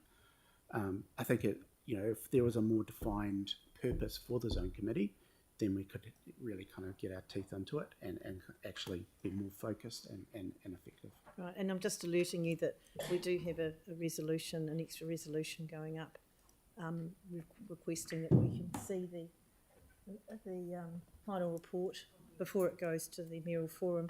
So at that point, we may be able to have some input through the mayor at the forum, because we've got the history of the zone committees, all three of ours coming in and telling us what they're doing. So we do have a big advantage over some councils that don't have that. Yeah, so mine was it was more than just that, the final report is the ability for us to have input. Well, we into have it. through the interviews that Environment Canterbury did with representatives, the mayor and I were interviewed, and I'm not sure who else from here, but Okay. there's been a process. So I was going to ask what input we've had into the review. So Okay. have you got a question for Chief Executive? Well, that was it. Was that what input have we had can into the find review? out what input we've had. I'm only aware of a short workshop at one of the mayor's mayoral forums. No, we had. Just today that there's been mayor and deputy mayor, so I'll find out and report back. And they've So spoken it's to the chairs of the zone committees. I'd as like well. us to be able to have input into the recommendations, not just into the findings, if you like. Yeah. Because I'd like to see these. I'm not sure if we're able to do that, but we can leave that as an internal question. I think because of the fact that then it would have to go circle back round every single one of the councils. But that's what happens. That's what happens every time. So if we're at the end of the process, we keep getting told we can't have any influence, even though these are formally joint committees, Well, I and think we that, should I be think able to that have what we need to do influence. is see that report as soon as practicable, and then we can have a workshop with the mayor, and the mayor takes our messages through to the forum to feedback. Yeah. Councillor Fields, you had a quick question? It was That's just more the on the last back one. of that. Just more on the back of that, Councillor Cotter, because I mean the councillors who are elected members who are representative on the committee haven't been consulted at all, and I think that's sort of like a bit of a hole there. I mean, me, Mark, Marie, etc. So yeah, I'm sure we've. Well, I mean, I can't speak for myself, but I'm sure Mark's got lots of valuable insights into that process. Okay, the Chief Executive's noted that. Councillor Johansson, do you want to move this? Oh, well, I mean, Was your amendment that you put up? I feel like there's two kind of different issues. There's the actual final adoption of whatever structure or thing that gets put in place in terms of the reviews. But then I think there's a more fundamental question, which is this system working for us? And I mean, I kind of wanted to ask with the zone committees, but maybe today's not the best time to do it. But if we took a big picture view of the Canterbury Water Management Strategy and looked at whether we're achieving the targets and goals, it seems very apparent that we're completely failing. In fact, if you look at the thing that I think is really alarming, which is the source water quality targets, we're failing spectacularly. They're going backwards, getting worse rather than improving. So I guess I was just trying to understand how do we get a view around what's working and what's not, and what we could do to try and address the very serious concerns that the current structure isn't actually delivering on improving. How about if we raise this at the next Council ECAN forum and invite the chairs of the three zone committees in our area? And the question, I guess, that I would like us to address at some point, and whether we want to get feedback from the zone committees or not, but is the mayoral forum the right vehicle to actually be leading this, given the history of why they got involved? Yeah, okay, thank you for comment. So do I have a mover for the recommendation? Councillor Scandrett, seconded by Councillor MacDonald. Any debate? Yes, Councillor Templeton, then Councillor Johansson. Thanks. Just like to reiterate my thanks to the zone committees for the mahi that you have all done for over a considerable amount of time. I did spend 3 years on the Regional Water Management Committee, and so had regular reporting and things through that format too. Our zone committees need to be enabled to do more, and to see them in a similar way, I guess, as water versions of our community boards, where they've got sort of 5 clear mandates to advocate on behalf of their community, to oversee things, to have some level of funding to get things done. And I think that the bridge that they play between councils and their bureaucracy, if you like, and landowners and the community is a really important one. They're able to have conversations that we might not have with those communities. And so if we are serious about our water, our fresh water, our groundwater, and improving the quality over time so that it actually improves for our children and our children's children instead of deteriorating as it is now, then I think that we need to be more enabling. There will be those who say that they're not very effective, and that's because they haven't been resourced well and they haven't had a clear mandate. And so I think that bolstering and enabling is the right way to go. And I'd like to make sure that that when the report comes from ECAN to Christchurch City for our consideration, prior to it being delivered to the Mayoral Forum in November, that actually there's enough time there for us to have a say properly and not just the day before. Thanks. Kia ora. Councillor Hanson. Yeah, I too want to acknowledge the really good work that I think the zone committees have done and do and will do in the future. It's no criticism of the work that they do in terms of my concerns about the Canterbury water management strategy. But what is most alarming to me is that it has been very hard to get clear measurements against the targets. There would be a very easy way to just simply add up all the targets that we've got and look at what ones we're meeting, what ones we're not, and which ones are in the middle. They do it on their website, but to wait 5 years to get an update on meeting the targets when we already know from 2020 that we're failing on so many of them in terms of our water quality, I just think is completely unacceptable. But I think the bigger question that we need to turn our minds to is, why should the Mayoral Forum be the ones in charge of this? If we look at the history of what happened with losing a democratically elected ECAN because of the work that the Mayoral Forum did, particularly around the idea that water should be used as an economic interest rather than an environmental interest. If we look at the reporting around the management targets, we can see clearly they're not even measuring the outcomes of what happened, but we lost a democratically elected ECAN for over a decade in our city and region, and we've ended up with worse environmental outcomes around water than what we may have had otherwise. So until we actually look at why the Mayoral Forum's involved, what the outcomes are that they've sought to achieve in terms of the economy and the environment, and how those things are playing out, I think we're always going to be going around in circles. So, I think the structure needs to be looked at. I think the governance needs to be looked at. And I think we need to commend the work that the zone committees are doing. But we do need to be very clear about empowering them to actually make a difference to improve our environment. Because at the moment, what's happening with our water is very, very frightening, especially around the source water, where we are seeing that nitrates levels are increasing, not decreasing, putting us all at risk in the future. We need urgent action. We don't want to wait for 5 years between reports to know that things are wrong when we already know that they're bad. Thank you. And I'll just say that I too spent, I think it was either 6 or 9 years on the Christchurch West Melton Zone Committee, which is an incredible learning curve. And I, in my interview, Councillor Templeton, I think you'd be pleased to know that I went fully into bat for the zone committees because I see them as very valuable, whether you're looking at the rural sector or our urban stormwater quality. It needs to be addressed at source.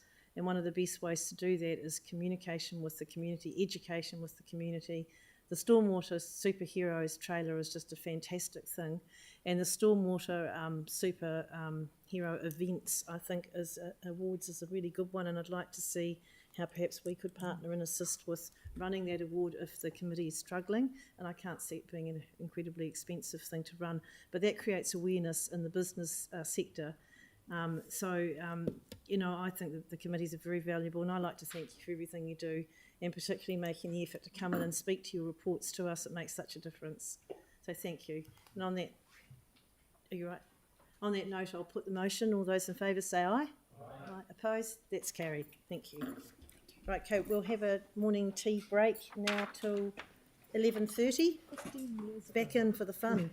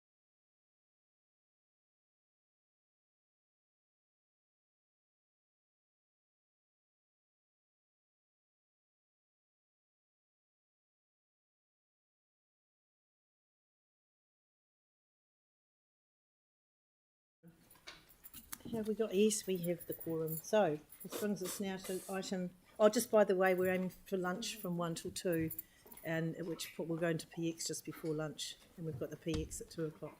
All going well. So, item 13, the final instalment of the Cathedral Reinstatement Grant. I'll just point out to councillors that this is a noting report, and pardon? Oh, Councillor Scandra's moved it, seconded Councillor MacDonald, thank you. Staff have the delegation to distribute this money, provided all the boxes have been ticked, and the report is quite clear that it has. And this was a decision made earlier on, and the money is there to be distributed, so it's a noting report. So it's been moved and seconded. Are there some questions?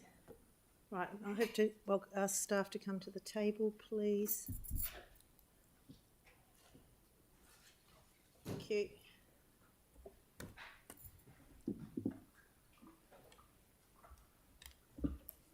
Thank you. Just a question around the project as a whole. So I know that various organisations have come to us in the recent past when they've had cost concerns and have needed additional funding for whatever reason. So I'm thinking Ferrymead, Orana, Arts Centre, those kind of organisations. And as part of future funding for them, so not things that had already been decided, we have asked for independent reviews to be done to make sure that any money that we do give them is going to be spent in a really efficient and effective kind of way, that the structures are right in place and those kind of things. And I'm just wondering if there's a way to get that kind of oversight and transparency for large amounts of public money that go into this project as well. Yeah, so we are planning a workshop with Christchurch Cathedral Reinstatement Limited in the next couple of weeks. So they will be before councillors, and they will be able to answer those questions around the future parts of the project. Yeah. So one of the things I'm concerned about is, so we know because they've come and talked to us already that they need quite a lot more money to be able to complete the project. And if the $7 million that we're about to give them goes into the project and the construction now, and no future funds are found, then that $7 million is effectively wasted. And I'm really concerned about the really wise spend of ratepayers' money. I don't object. I mean, Sorry, can I just interrupt, Sarah, because I think using that comment effectively wasted might not be quite true. We'd have to get that response from the board itself. The report does say they are using that money for construction and carrying on. Yeah, so I agree. I don't know if we can just assume if that. the $7 million is spent, so I was just asking a question. Yeah. And if the $7 million is spent and then the project is mothballed, then that money just kind of sits actually not being effective for a long time. Do we have any idea of when the government is going to make its decision over whether it grants any funding for the completion of the restoration? Just if I, through you, Madam Chair, it seems two parts. We did explore before we said the payment should be approved, that about whether or not the funding, what would happen to the funding in the event that the project wasn't progressed. And they have assured us that this funding, if the additional funding they require, they can't get it all, and they have given to us the assurance, and it's in the report, that it will be used to strengthen the building and so on. So I don't think it is going to effectively be not used appropriately. It will be used in a way that ensures the fabric of the building is strengthened. In terms of where they are with government, I think that's a question that they'll be better able to answer when they come and talk to us. Can I just say I don't think that's relevant to this report, because this money is actually an agreement, a previous resolution that was in hand with the government funding at that time. I they agree. put in the 25 and we put in the 10. So we're effectively honouring our agreement to fund this money to Thanks, the Chair. cathedral. Yeah, I'm not saying that we shouldn't pay it. Okay, I'm asking questions around Yeah, how I'm just we saying do I don't that. think the government How we do funding that. is relevant. Okay. Is any other question? Yeah, so how much of the $10 million have we collected so far? And if we haven't collected the full amount, will we have to borrow to do this instalment?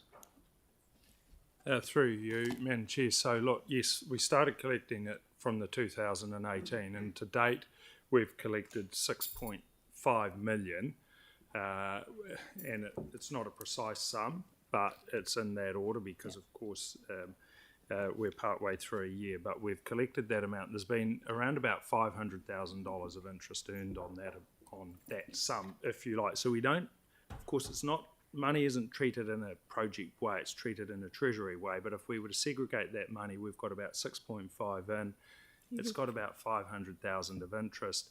We dispersed in December the first payment of about 3 million, which leaves sort of in the order of, sort of 4 million odd. And with the balance that would be borrowed, if you like, or drawn on in advance, the interest that would be paid on that will be roughly the same, slightly more, slightly less than the 500 of interest that has been collected. That's good to know. So it comes out in the wash. Pretty much it comes out in the wash, more or less. I mean, there'd be some roundings, but it's pretty much the same. Okay, can I just I seek to put an amendment in that, or an additional resolution, depending on the mover and seconder, that that council notes that any future funding request from the Cathedral Reinstatement Trust would be contingent on an independent review and greater transparency. Just so offensive, the framing of that. We normally do those reviews if there is a what's the a greater reason. transparency that they want? I think maybe the put it as cathedral an being very amendment. open. How does the mover feel? Can I just, what's happened is that the cost has more than doubled, and at times with other organisations when they have run this financial debate, difficulties. but you're entitled to put your amendment with. You can insert it into the recommendation with the will of the mover. If the mover doesn't want that, it's an amendment. Okay, that's fine. If they come back to ask for more money, that's a process. Then I'm not supportive. So use it as an amendment. Yeah, okay, I you agree. can put it up as an amendment. It's not the purpose of this paper. So, question, Councillor Harrison Hunt. It's actually been answered. Okay, thank you. And Councillor McDonald, did you have a question? No, it was just to get really clear in my mind, because the concern, I think, the public commentary has been around potentially borrowing to finalise what was agreed well before heap of us were even around the council table. But what you were saying is that fundamentally the interest we've collected on the rate we've collected before we've paid it out is enough to balance out what we would be borrowing. So it's effectively cost neutral, but allows for the cathedral to get on with some more strengthening at this point in time. Through you, Madam Chair, that's essentially correct on it. On the cash flow, Councillor McDonald. Okay, thank you. No, and I think it's also worth noting, because there's been some misinformation through the letters to the paper that I've read, that this is not an extra $7 million. This is part of the agreed $10 million that we had an agreement with the Cathedral Restoration Group. We are now honouring that agreement that we made. So it's not any additional money. It goes back to the 2017-18 decision. Councillor Johansson. Thanks.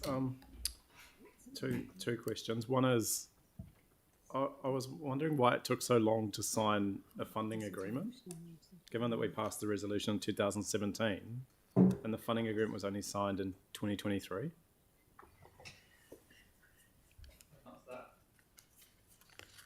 So the council resolution was that the grant that council would provide would be expended when other funds had run out. So funds from the church, funds from the government, funds from other funders. They came to that point in December. They came to us and let us know. Well, November they came to us and let us know, and so that's why it was December funding agreement, and that's why the first part of the grant was paid for. That was always anticipated. If you look back at the LTPs 2018, 2021, 2024, the amount was always budgeted to be spent this financial year. Right, and the other thing is just interested in whether there's been any discussion about if you look at the hearings and the submitters, there was concern raised around what would happen if there was a delay or the project didn't have sufficient budget. Was there anything in the funding agreement that protects us against that risk? And if so, how? Or if not, why not? The original decision was to provide a grant towards the reinstatement project. There's no definition of what completion of reinstatement looks like. So the grant is being used for the purpose that it was granted for. So it's going towards the reinstatement of the cathedral project. The only thing in there is that if they don't need all the money, it goes to a heritage project. So, Councillor Templeton, you have one more question? Yeah, just based on the comment there, you know, once the insurance proceeds and things had been applied, my understanding is that the church and the government came to an agreement that $10 million of the insurance proceeds for the cathedral would be withheld to pay for future maintenance and those kind of things. Is that right? I don't know. I can't answer that question. Yeah, I think we'd heard that in a previous briefing from the church. Might have been good to have those questions put through, but I don't think that they're relevant to this decision, this noting report. So those can be asked when we have the meeting. We've got the amendment up, so we'll put the amendment first. Okay, so the amendment is: note that any future funding requests from the Christchurch Cathedral Reinstatement Limited would be contingent upon independent review. Do you have a seconder? And Councillor Moore? Yes. Are they wanting to put ratepayer money into an independent review of a?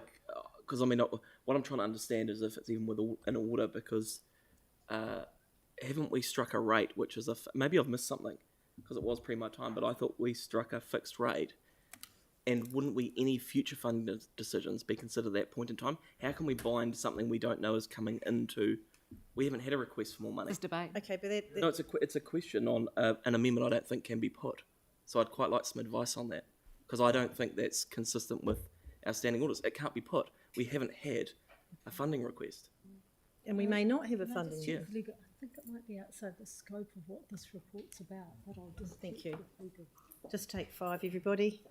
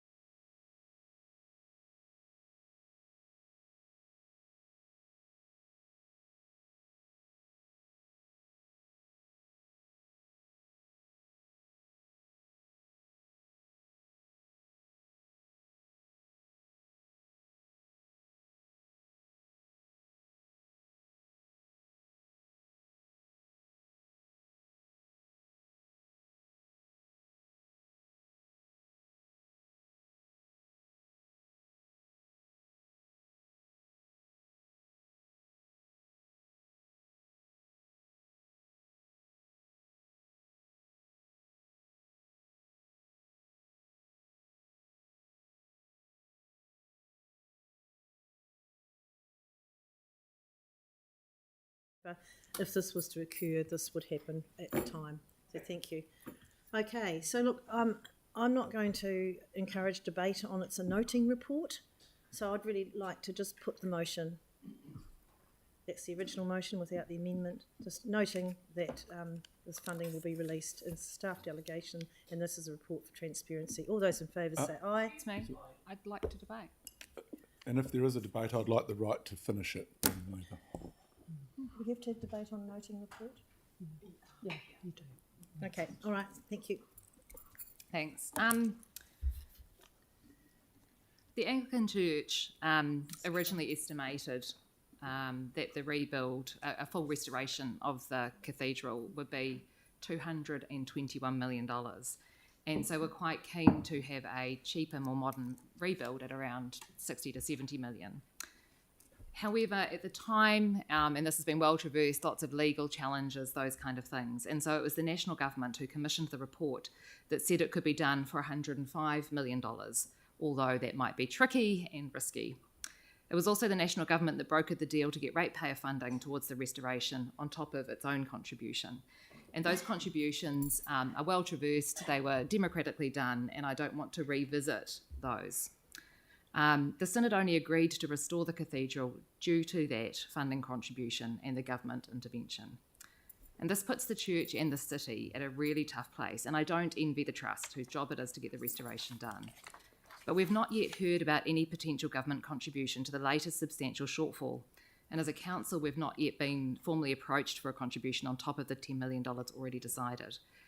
If August is the deadline for an additional $30 million, which is what we've been told, and we'd still have to consult, it's been cut really fine. I'm really wary of handing over another $7 million of the residents' money when we're not quite sure of the outcome yet. Even if the money is spent on actual restoration, which I am sure it will be, if further money isn't found, then that $7 million sits there in a mothballed building for who knows how long. At this stage, I'd really rather it was held until we had certainty of the project going ahead. Many of the organisations that have come to us over the last year or two have had financial struggles, and as a condition of funding them due to those struggles, we have had some quite substantial sort of guidance asked for, so reports written, those kind of things, to make sure that any money that we do put in is well spent. And I'd like to think that should a funding request come to council, that we will do the same. The reason I had started the process today, or tried to, was because the timing is going to be really tight. If we're asked for money, we are bound to be given a deadline for that, and to have an independent review of some sort done in time for a decision on the funding, as well as the consultation, I think would be an enormous stretch. And I wouldn't be surprised if the lack of timing is given as an excuse not to do a review. So I'm wary. I do think that, given the fact that we decided democratically to do $10 million, that it should go towards the restoration. I just think that we should be holding off for now until we have certainty of the government contribution before we make the payment. Thanks. Thank you. Councillor McDonald. Yeah, I think we should be really careful to not conflate a couple of issues here. And the first point I'd make is that the amendment put doesn't actually address what's just been debated. That is a noting provision around an independent review. So let's be very clear, that would not speed up any process around future funding. I think the reality is, and again, I wasn't here, and the majority of us probably weren't at the time around the funding, but the decision was made by a previous council that we have gone out and rated for. So I just would caution anyone on conflating the two issues. This is, if there was concern at the time that actually this money shouldn't be passed on, that it's been rated for, and we've heard about the different interest mechanisms, then the council of the time, and again, I don't know who was here, but there may be some, should have put in place appropriate decision-making ability, not to have a delegation with the chief executive. The reality is, I think the organisation has been very transparent. This paper didn't need to come to council. There is delegation which was agreed upon at the time, but instead the chief executive has chosen to be very public about this so that people know what is happening, and I think that's a very good thing. So I just would caution anyone to conflate the two issues. This is about an agreed upon process and releasing funds to hopefully help the cathedral complete itself. Personally, I think if we didn't do this today, we might as well get the scaffolding out now and lock the place up. Imagine the signal that would send to Wellington that we don't even have confidence in good people like Brian Pearson and Mark Stewart and the team that are running it to actually deliver this project. Future funding will be future funding, but we shouldn't conflate the issues. This is a process thing that the chief executive has been very transparent about by bringing to the council table when actually they didn't need to. If there was a concern at the time this was struck, councillors of the day should have put amendments up to change the delegations, and clearly they didn't. Thank you. Councillor Johansson. Look, I appreciate we are today where we are in terms of the process, and that we do not have the ability to relitigate the financial decision that we made or the funding decision towards the cathedral. Although I do want to just respond to something that one of my colleagues has just raised, because I posed the question during the hearing on the decision around funding and asked for advice on any other resolutions conditions considered by staff in response to concerns made by submitters over cost blowouts, expectations of increased funding from CCC, and significant delays to the project, right? Because we'd actually seen similar things happen in the Turners and Growers site not too long ago, where we had put public funding into a project that just didn't happen for whatever reason. And I'm not saying that this project isn't going to happen, but I do reflect that that question actually was not even answered, not addressed, despite the fact that some of us who were here at the time wanted the advice on that. And so when I read the funding agreement and when I look at these noting provisions, and I do, again, commend staff for bringing us with transparency this information, but I am concerned that we don't seem to be putting in place mechanisms to address concerns that people raise through the process. And I'm concerned that we do ensure that when we're giving significant amounts of funding to groups, that we do have some robust procedures around, or processes and conditions around what happens if there's a delay, what happens if there's a massive increase to the budget. And maybe we need to learn possibly some lessons going forward around that. But today, I obviously appreciate that we cannot make a decision to defund the cathedral. We're just receiving the information. And so, we do have to, I think, receive it and just hopefully reflect and maybe learn some lessons around when we do make these decisions going forward. What are the things we can put in place to give us a bit more confidence that things will happen in a timely manner, or at least have processes by which things can be rediscussed. Thank you. Councillor Coker. Well, from what I've seen, the cathedral will be completed. It took 40 years to build it initially, so it may take another 40 years to rebuild it. But we, as leaders of the city, with this building at its heart, with the same name as our city, should be positive about this project, and I don't want to hear negative things about it because it's not helpful. It may hold it up. We don't want to hold up a development that's happening, and we want to say positive things about it so that any potential funders that people are looking for will provide that money. If we say we're not sure about whether we will look at further funding for it or putting through the $7 million for this project, we'll have a broken building in the centre of our city for eternity. It will never be demolished. It will remain like that if it's not fully funded to be repaired. Do we want that? I think no. So please, please be positive about this project because it is very important. Well said. I think we need to be ambassadors for our city, and that is in our central city. Look, it's not about whether you agree with the restoration or not. A decision has been made. This is a noting report to honour our agreement that we made with the restoration team in 2018. So to me, it's a signal of good faith, and it's good faith from the Chief Executive to bring this noting report to us as well. It's out in the open. I think the project, the cathedral looks a lot better than it did after the earthquake, and it would still look like that now if they hadn't begun the restoration, because they'd be in court facing a demolition order and facing a lawsuit.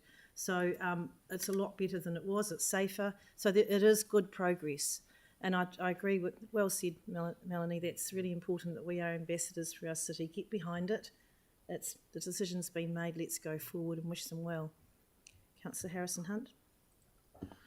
Kia ora koutou. I just wanted to rebalance the books a little bit here, and I completely understand the sentiment of Councillor Templeton's alternative, and also at the same time, it's as simple as two things. One of them is act of good faith, of which we agreed to in 2018. The other one is financial pragmatism, of which many of us around the table tend to talk about. Now, I do note that this is a noting arrangement of which we're committing to the funding of the cathedral.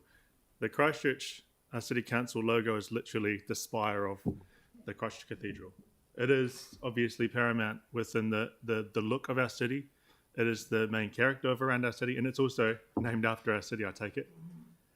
So therefore, I'm indifferent in this proposal, but I am also understanding of Councillor Templeton's sentiment, and also those ratepayers who did consistently report in the paper about their issues around ratepayer money and putting bad money after good. But in the same light, I'm also seeing the benefits of the cathedral and what it does for our city in terms of so many different things: economic development, tourism, making sure that we're proud of something that we've got here. After a horrendous earthquake, we're seeing that there's a rebuild, and this is the last piece of the puzzle, in my opinion, that needs to be built to make sure that we're continuing to be resilient while also keeping an eye on the past.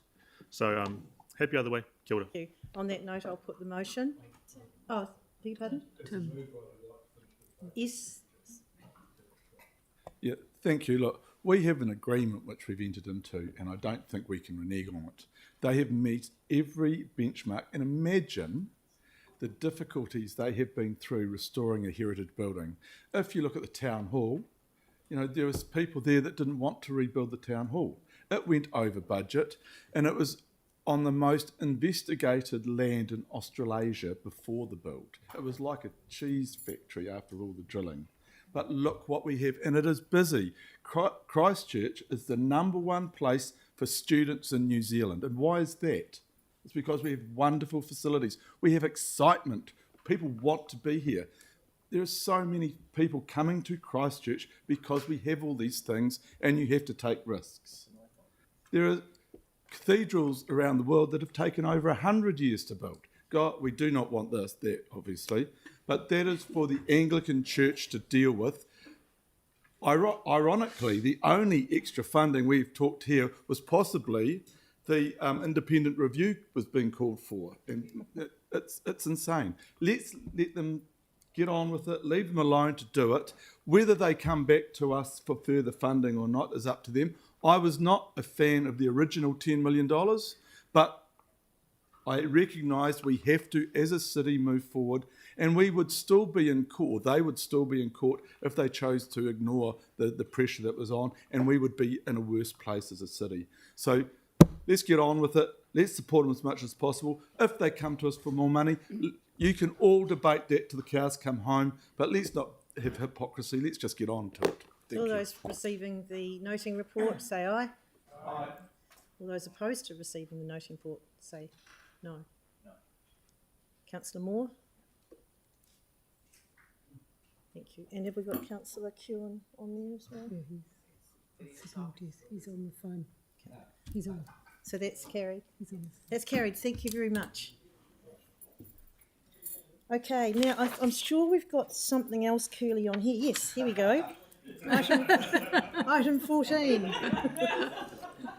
A hearings panel report to the council on the Pages Road Bridge Renewal Project. Thank you for your patience, people in the gallery. I can see what you've got there.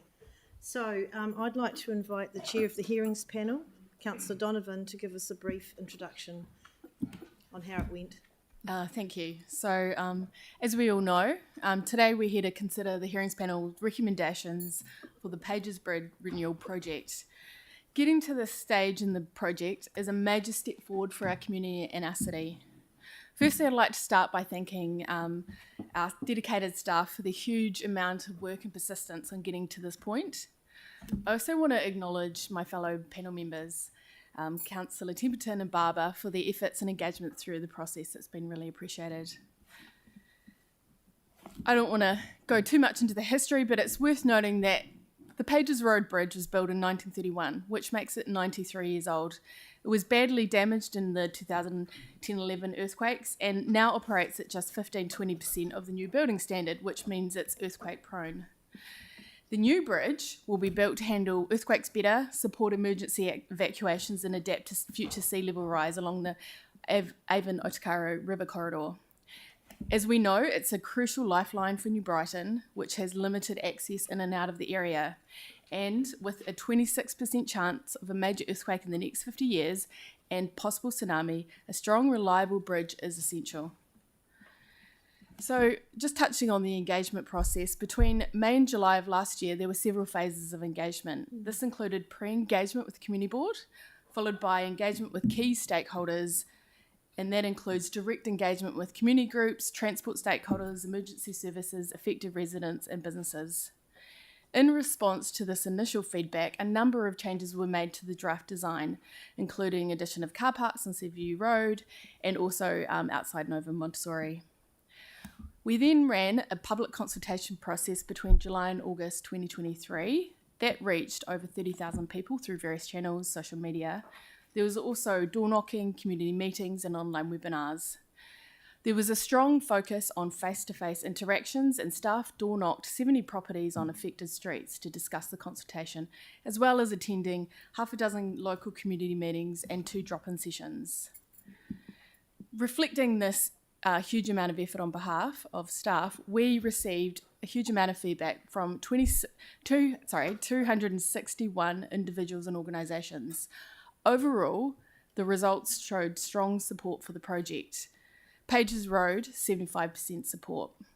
Hardy Street, 72% support. Seaview Road, 69%.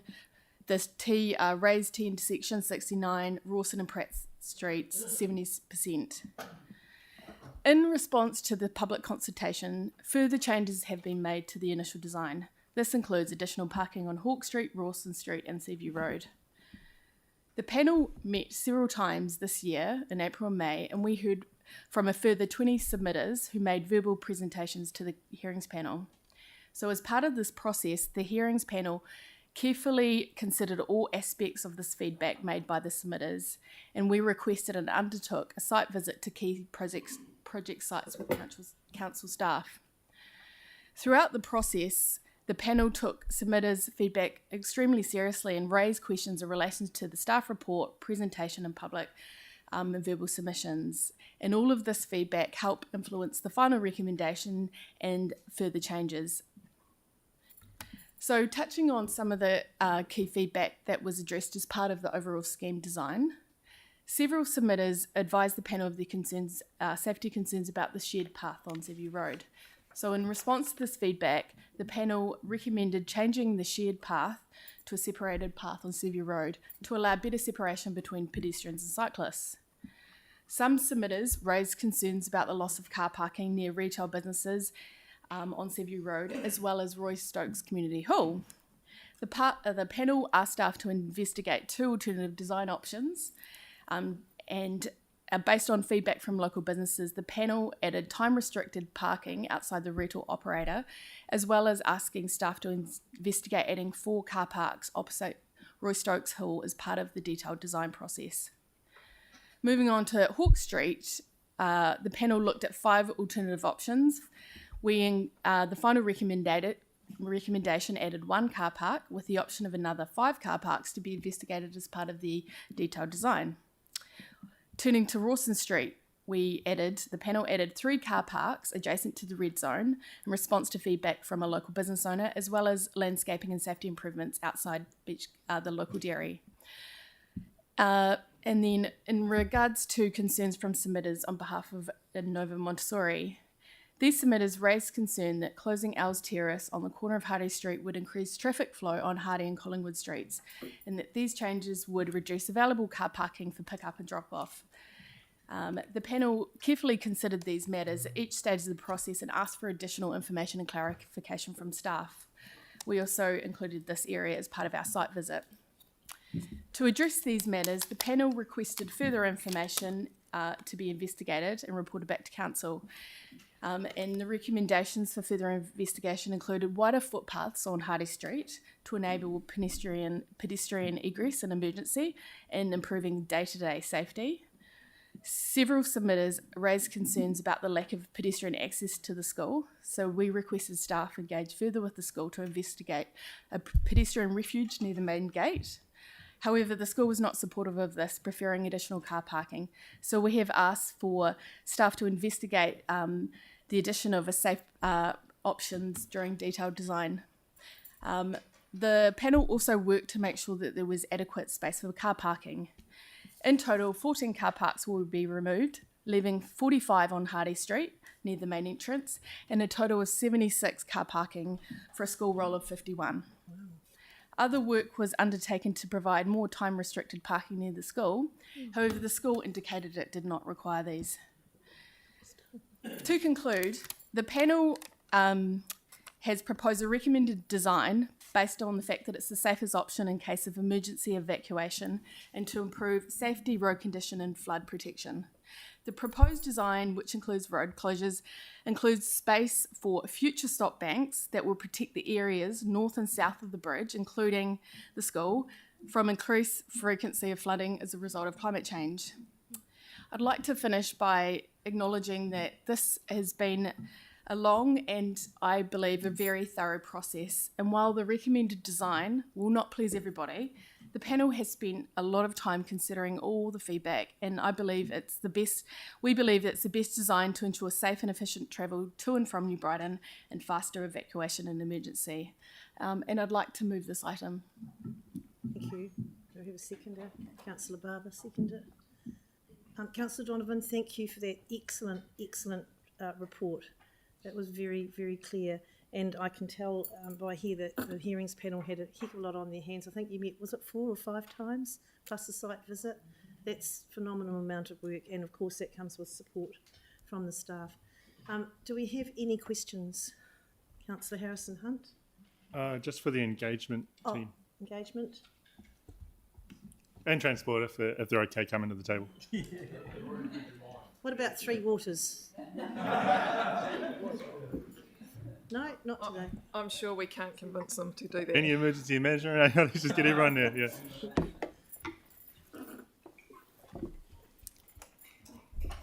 Kia ora, team. Thanks for coming to the table. Really appreciate it. As you may know, we've received quite a lot of communication from the Els Terrace Montessori, which is located on the corner of Hardy Street and Els Terrace here. So Celeste, Councillor Donovan gave a really good report in the overview of what changes were made accordingly, but it was bullet pointed. I'd love to just get a bit more clarity on what exactly has changed based on the engagement that's been had in alleviating the pressure or the pain from the Montessori that we're seeing behind us in the gallery. Yeah. Do you want to talk to the? This is going to be predominantly focused around this vicinity on Site 5. I'll get Crystal to give you a quick update on the between Crystal and Nathan here. They'll give you an update on what has been done and what engagement has been undertaken with the school, and what changes have been proposed. Sure, thanks. Yeah, so in terms of engagement with the Nova Montessori, so we contacted them during early engagement, so that was in July, before we went up for consultation, and we had a meeting with them at that point to share the designs and asked them to share the consultation with their school community. We then met with them again during consultation, and out of those 2 meetings, their concerns were around safety for school students, as Councillor Donovan has illustrated on Hardy Street. So the team has had a look at pedestrian crossings as a result of that, and they've also looked to address their car parking concerns. We also went back and met with them again during the hearings process to ask them again whether they'd like to consider including a pedestrian crossing on Hardy Street. So I'll let Nathan talk about the changes that were made. Yeah, thanks, Crystal. So the changes that were made, I mean, to repeat, we did go out to Nova Montessori, talk to them. We did propose a pedestrian island for them to cross safely. They wanted more car parking, so we took that pedestrian island out, refuge island out, and we moved a curb build out as well to create one more car park outside of Nova Montessori, opposite them. On the corner of Els and Hardy. Yeah, on Hardy Street, that is, yeah.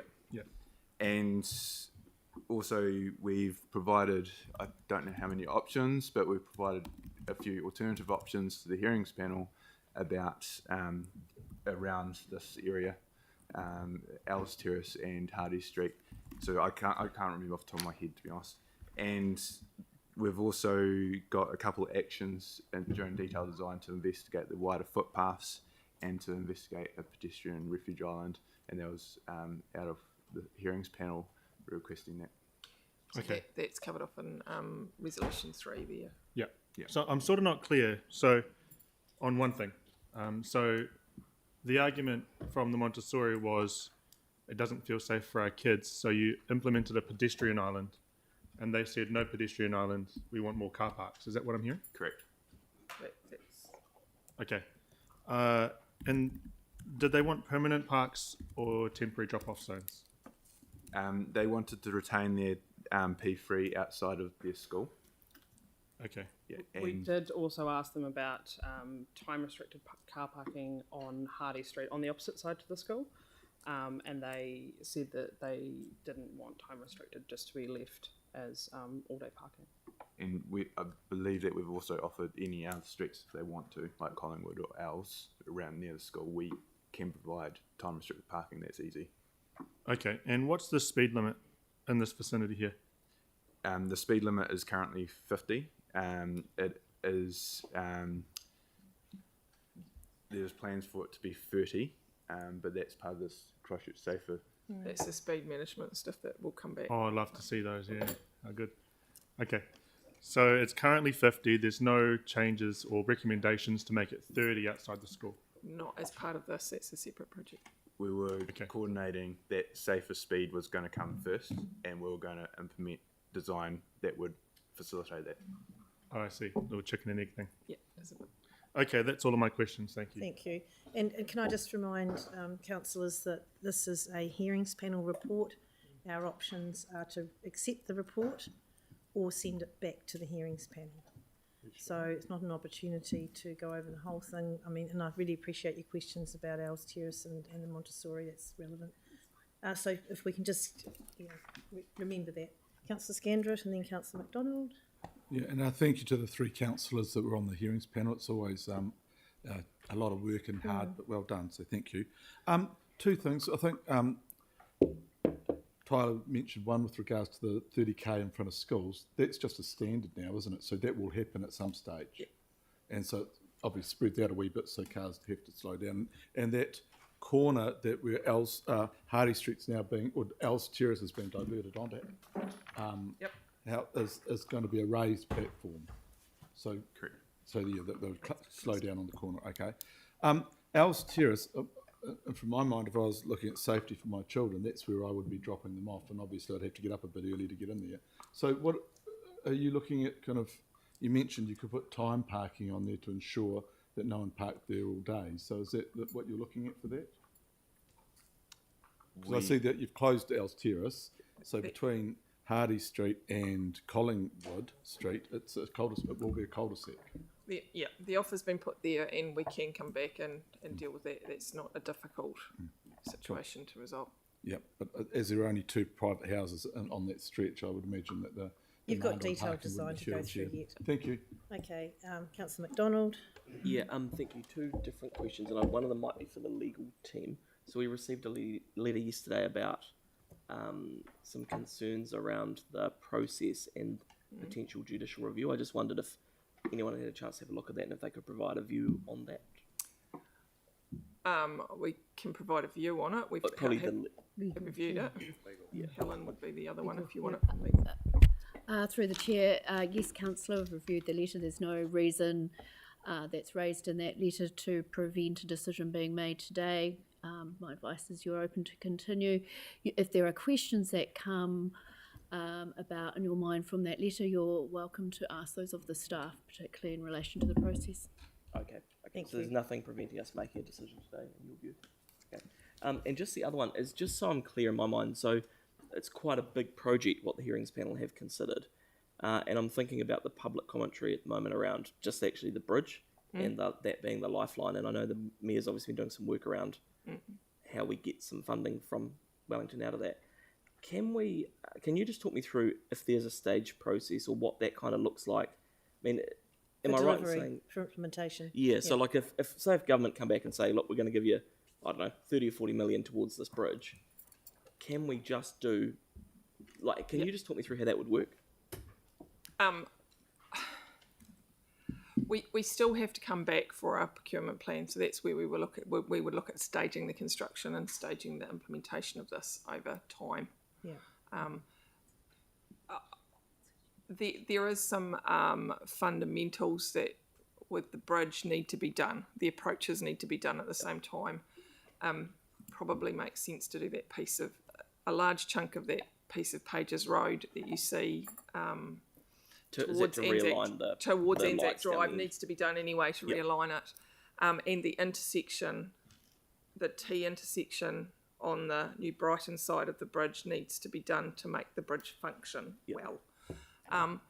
the rest of the works can be staged quite well, and we can bring that back once we've got better understanding of the funding models and as part of the procurement process. Right, so that may not necessarily happen straight away. No. The view would be lock down the bridge if we can, and then flow on. Yeah. And we'd have a chance to input into that in terms of the procurement plan. Yes, and we are also, I remind all councillors, that we are also reporting back soon about the whole transport program and the impacts of the NLTP, so that's part of that conversation and how do we set this up. So yes, we can do all of that. Yeah, no, looking forward to that. Okay, thank you. Councillor Peters.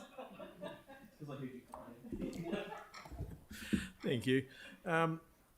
Just wanted to check, going forward to detailed design on this, there's nothing stopping the team from still engaging and talking with the school, the Nova Montessori?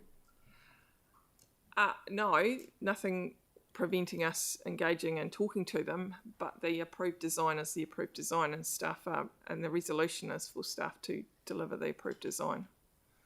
Right. Okay, thank you. All right, Councillor Johansson. Yeah, thanks. Thank you for the the extensive work that we've done on this.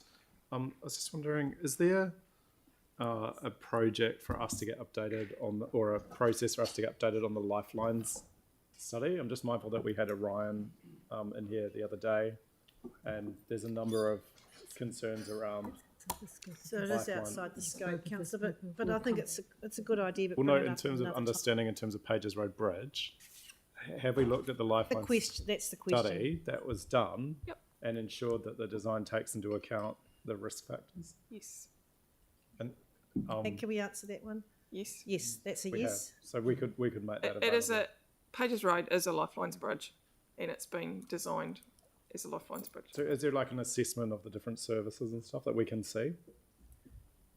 Well, they've all been engaged with it, as Celeste mentioned in her excellent report. Sorry, you're kind of missing the point. What I'm trying to understand is there some sort of assessment as part of the design around the lifeline utilities that are incorporated into the bridge, so that when whatever happens, we have a sense I'm of. sure that it's part of the detailed design process. Yeah. It's part of the detailed design process. So you're about 3 steps ahead of where we are right at the moment.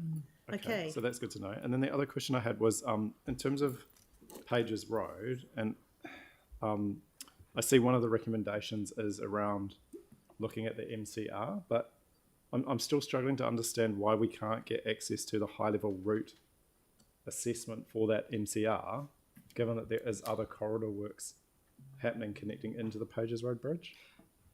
So I have to apologise, Councillor. I've come prepared to talk about Pages Road Bridge. I can't talk to the detail of the MCR right now, but I do know that this project has been future-proofed because the understanding is the crossing of the river for the Avon Takaro MCR is has been agreed at Pages Road. So the bridge has accommodated the requirement for cyclists. Thank you. But we haven't agreed to that yet.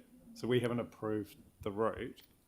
So I'm just trying to But the bridge understand. needs to accommodate cyclists anyway, so you can't and pedestrians in the event of an emergency. Right, and just the other question related to that is, I know in the report that there's talk about not being able to encroach into the park's land in terms of the cycleway design.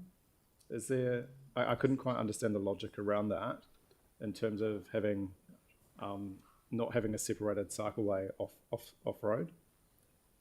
Yeah, so we'll go pinch point. We'll go against the existing bridge, and then just on the we're referring to in the red zone, there is they've deposited contaminated land material, and we don't want to touch that as part of the consenting. Right, because that would be expensive. Okay, that's a great answer. Thank you. Right, is there any debate on this? It's been moved and seconded, isn't it? Yeah. Councillor Barber? Yeah, thanks very much. Look, I'm happy to support this. It's been an incredibly long process, a lot of consultation, a lot of modifications made. My first involvement was in 2019 when I was chair of the community board out there. I assumed that it would be simply a matter of building a sort of a ferry mead option where you have a sort of a bypass and you replace the bridge, but it became obviously a lot more complicated than that. A lot of it revolves around the new position of the bridge, which will be slightly north of the old bridge. The height, it needs to be above the water. There's a tremendous amount of other things that needed to be taken into consideration. The stop banks, the future stop bank renewal around Owls Terrace, the city to sea pathway and how that sort of joins in, the space for retention ponds, and of course the alleviating the flooding on that has been a persistent problem on the stretch of Pages Road from the motorway down to the bridge itself. Some of you will remember that our mayor dug a trench to help alleviate the flooding back in the day, and so the new design will cater for that, and no one will need to be down there with diggers. We've asked a tremendous amount of questions over a number of years, all about the total situations, and I think that came to a head with the hearings panel, which was really well run by Celeste, and I want to commend Councillor Templeton as well for the work that she did there. Having said that, I was never entirely happy with the changes that needed to be made in terms of the access to the bridge through Hardy Street in the south and Rawson Street in the north, but given all the other factors that had to be taken into consideration, there was little choice but to go with those routes. So I just want to finish by saying that a tremendous number of people have been involved in this project, from elected members, council staff, transport team, designers, engineers, some of who are here today, and they've put in a lot of work. There's been a lot of collaboration between many different departments to get to the solution that we have today. Is it perfect? No. But it actually works, and our job has been to hear it all and to ask all the questions, which we've done, deliberate, and finally make a decision. So we're here today, and I'm really pleased to support it. Kia ora. Councillor Harrison-Hunt.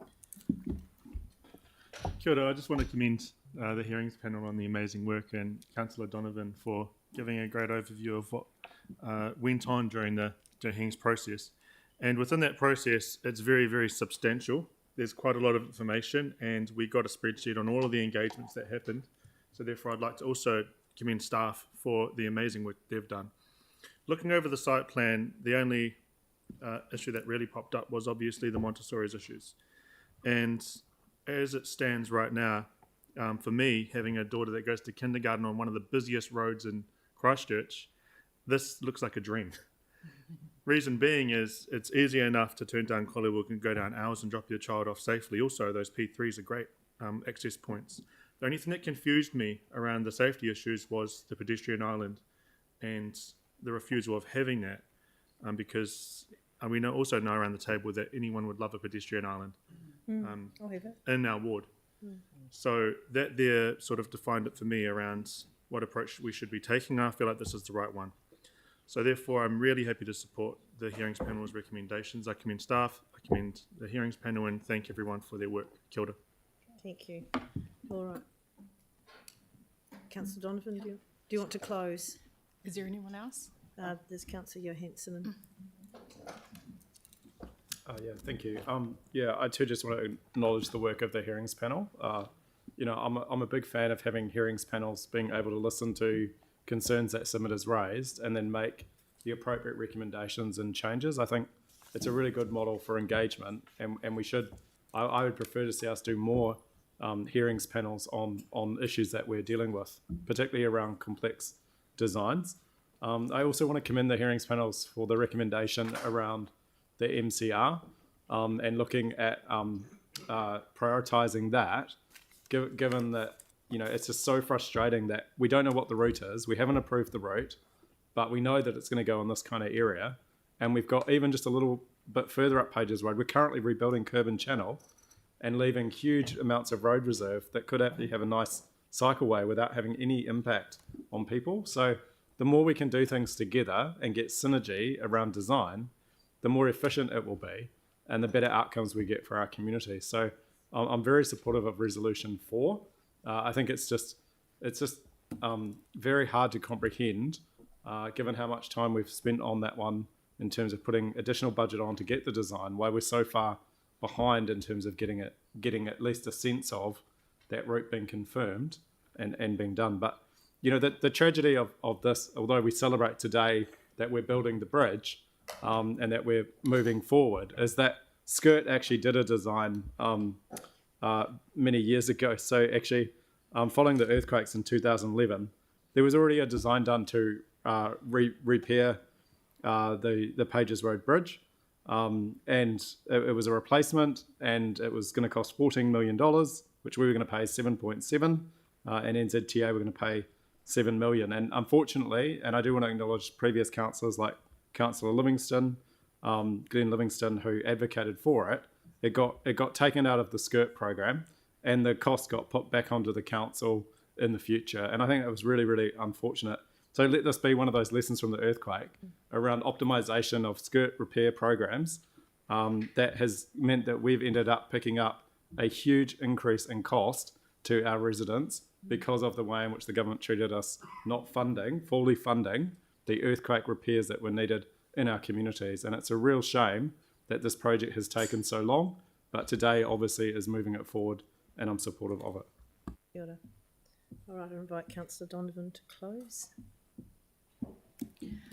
I just want to start by acknowledging all the different parties that have been involved in this process. So starting with staff, the huge amount of work, once again, the panel members, and also council, I think has been incredibly united in understanding that this is such an important project for not only the New Brighton community, but for our city. And for that reason, this council has made it really clear to this government that this is our number one project in the city, and we're looking forward to hearing back about funding.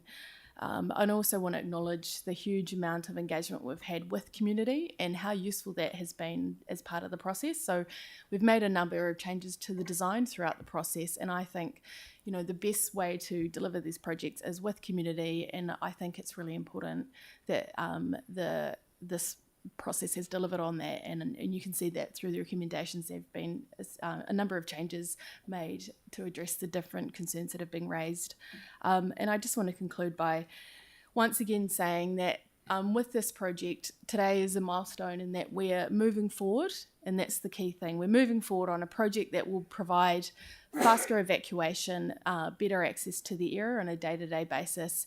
And also it's recognition that this project has taken 13 years to get to this point, so we can't afford any further delays. So getting through this stage is actually allowing us to continue with detailed design, to continue working with Whakatahi around funding, so that we can get on and get this bridge built. And that's the key thing today, is actually we get this project across the line. So I just want to thank everybody once again for their support, and I'm looking forward to moving to the vote. Thank you.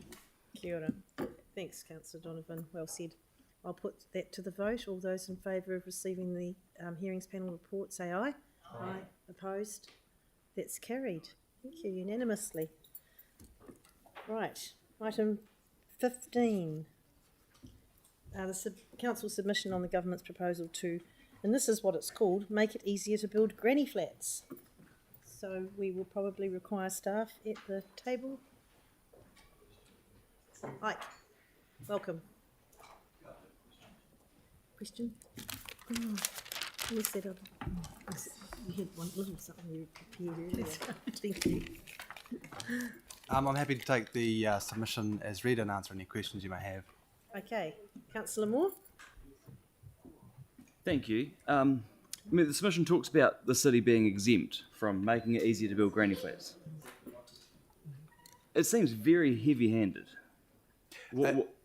The submission is saying that all Tier 1 councils, 15 Tier 1 councils across the country have or are required to implement MDRS, which requires the permission of enabling 3 units per site, full dwellings. There's no limitations on size or anything like that. And so doing this further complicates the consenting pathway where there's already a great enablement. So the proposal within the submission is to say that for those Tier 1 councils that are required to have a large degree of enablement, like Plan Change 14, that they should be exempt from any direction through a proposed national environmental standard to implement granny flat controls. But MDRS and this are very, very, very separate issues. So the MDRS requirements, I mean, they achieve nothing for, a family home with a large section that they're sick of mowing that could have space for a granny flat and plan to keep it that way for many, many years. The issues are very, very different. So I I don't quite disagree because understand. a single site under MDRS can have multiple units. There's no subdivision that's required. So, for example, if you were to only have the granny flat control and isolation without MDRS, then you would only be allowed to have a 60 square metre unit at the back. If you compare that to MDRS, you can have multiple units at the back without any requirement for subdivision at no limitation of any size. There's only the site coverage control and other bulk location setback controls that are required there as well. The other matter as well is that the proposed NES is only enabling for a granny flat to be associated to basically a single level detached dwelling at the ground floor. It's quite an inefficient use of land when compared to the intensification direction to go upwards. Our council's actively opposed MDRS for most of Christchurch and may end up doing so. So wouldn't this effectively mean you'd end up it would still be harder to build a granny flat in half of Christchurch or more when you're not allowed MDRS? I think the submission makes it quite clear that our framework at the moment in the district plan is far more enabling than what the NES has proposed. And we also have the requirement to implement the MPSUD, which isn't going away, through the direction that this government has provided. And so there's still quite a large degree of enablement within the most highly accessible areas that would enable multiple units to be constructed as well. But if we're not approving MDRS citywide, you would not have those rules for a significant parts of Christchurch. So you're saying the position would be not that we shouldn't be able to make it slightly easier to build a granny flat. I think that presumes we don't approve parts of MDRS in parts of Christchurch because it won't be easy to build a granny flat. So our position is it should continue to be hard to build one. No, through you, Chair, I think that presumes the outcomes of the Going for Housing Growth program that the government has signalled, which is to add to Policy 3 to make it even wider than what is there effectively currently, which is looking at accessibility. And so we did some of that work when Policy 3D was in its original form, which has now been changed, which this government signalled to go back to, and that effectively means in the most highly accessible areas there should be development for multi-units to be constructed. So I would see that, my advice would be to see that as a direction for where the likes of MDRS, maybe not MDRS in its entirety, but multiple units would still be enabled. And so there would still, in the future, in my view, be quite a large degree of multi-unit development to be permissible across the city. Okay, thank you. Okay, thank you. Councillor Templeton. Thanks so much.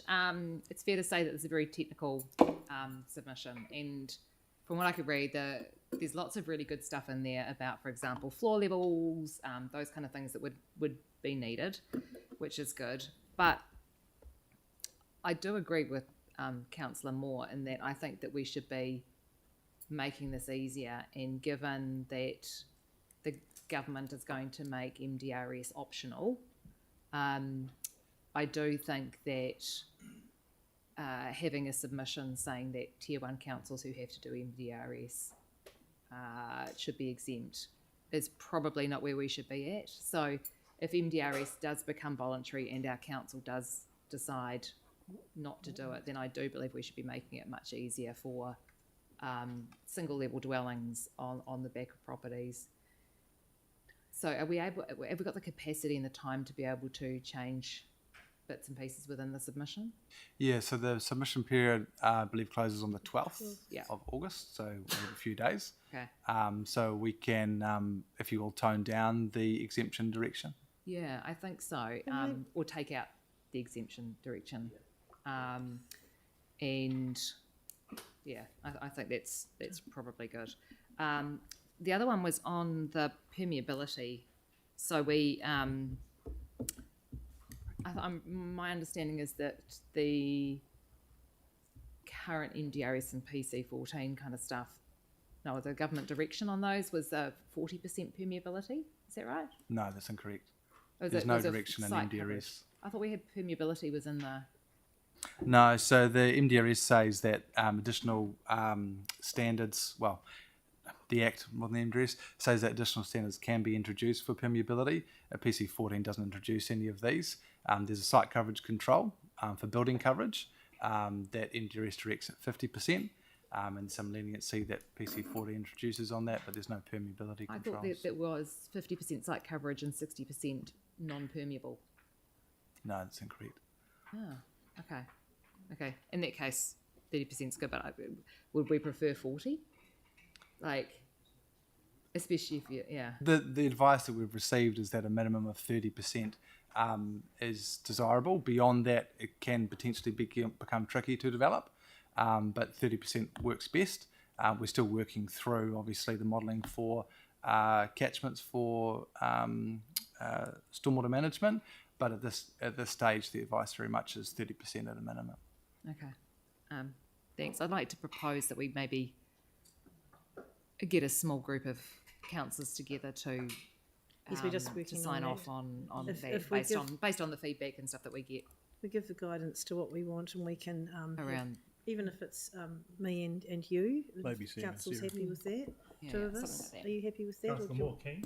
If it's okay, could we delegate to a small group? Because I think we had difficulty when we had a larger group can meet, but if you delegate to that large group, we couldn't get the submission submitted in the end. So larger group meet, but only two. Okay. Okay. Is there a possibility to, forgive me if I'm on the wrong thing here, but you're talking about exempting Tier 1 councils who may have MDRS options, but couldn't we apply the granny flat rule to areas outside the MDRS areas? Yeah, thanks much. Yeah, through your We chair. will have some. That's right. So the discussion document talks about enabling it across rural and residential areas alike, and asks about whether or not any other zones should be further enabled as well. We do permit through the district plan the likes of minor residential units at 70 square metres across almost all rural areas and 80 square metres across all residential areas. So again, more enabling than what is proposed in the discussion document. Right. Okay. Good know that. Right. No. Councillor McDonald. Yeah, I think we're nearly there, which is delegating it to yourself and Councillor Templeton.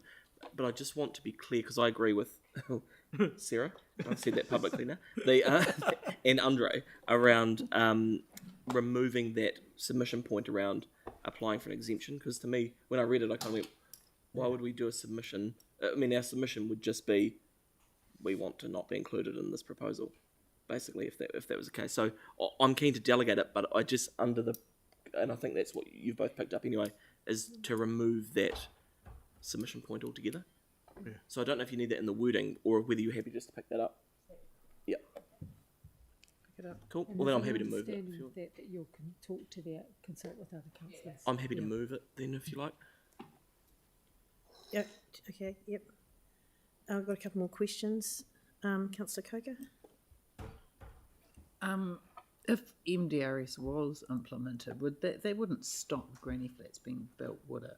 Not at all. As I said, the district plan already enables granny flats to a degree greater than what is being proposed. So And it would make there's no it change. easier to build them, wouldn't it?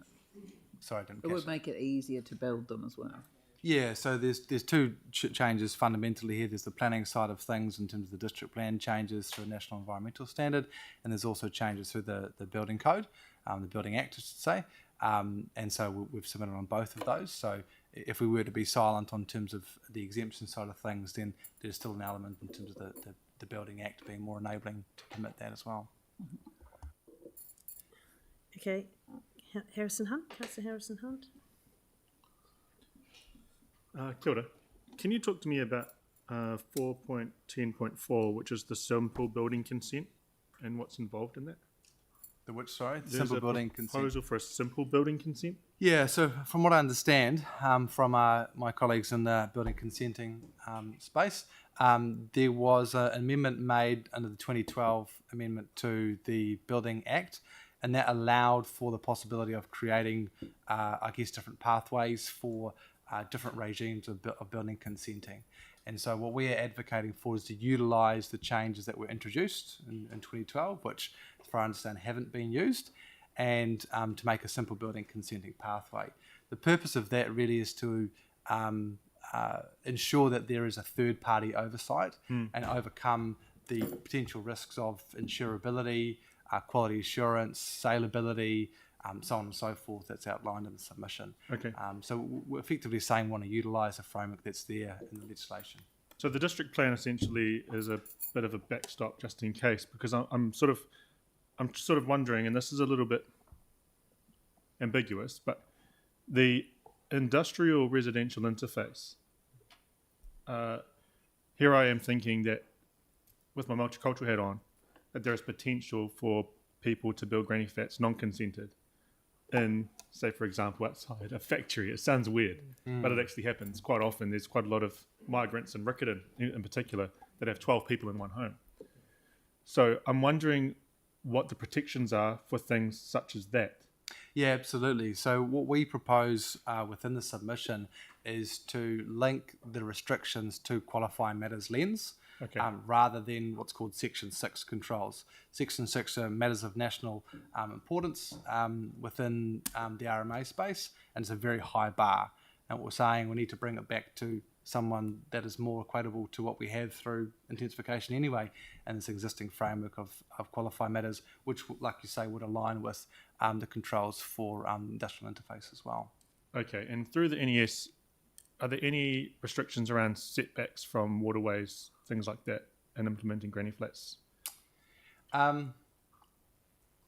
Again, the way that they have discussed it in the discussion document is to have specific setbacks and to have an only exemption to that is a Section 6 national significance criteria. Okay. And so whether or not, top of my head, that would align with the waterway setback, I'm Yep. sure. But again, if we were to hark back to having the qualifying matter criteria applied over that, that would definitely mean that we have that control. So there's still potential of having a localised bespoke control through a Christchurch lens, regardless of whether this gets implemented or not. Correct. So Section 6H says that, for example, natural hazards only of significant risk are captured. Yep. And what we say in our submission, that's a bar too high. We need to bring it down a bit to ensure that we have that middle tier of and lesser of natural hazard risk that's captured. That's a great approach. Yeah. Thank you. Thanks a Good lot. questions. Thank you. Councillor Fields? Thank you. So for a place like Littleton, for example, that's like quite steep hills, often very, very small sections, actually sometimes very tiny houses as well that were actually, original settlers' cottages and that sort of stuff. So what sort of considerations have you given to sort of a land typology like Littleton is, just in terms of land use and an efficient land use? Well, I guess the NES is the proposed NES is fairly silent to that. What they propose is to say that the potential should be controls for like greater site coverage, for example, which would be more supportive of greater, I guess, intensification in an environment like Littleton, which is already fairly compact, like you say, anyway. What we are saying is that the NES standards should be quite limited to ensure that local conditions like Littleton can be considered rather than having a blanket approach. And that links back to the previous question that was raised as well around sensitivity to industrial uses as well. There needs to be the ability there to hark back to local conditions. And so what we're proposing is that fundamentally the NES should be focused, if it does progress, on just enabling the likes of granny flats at a certain size, and any other standards around that, local councils should have discretion around that. That's very helpful. Thank you. No, cheers. Thank you. Councillor Templeton? Thank you. Sorry, it's hard to flick through it all. What's the difference between what is proposed and our current district plan when it comes to the actual square meterage of the granny flats? The NES is proposing 60 to be permitted.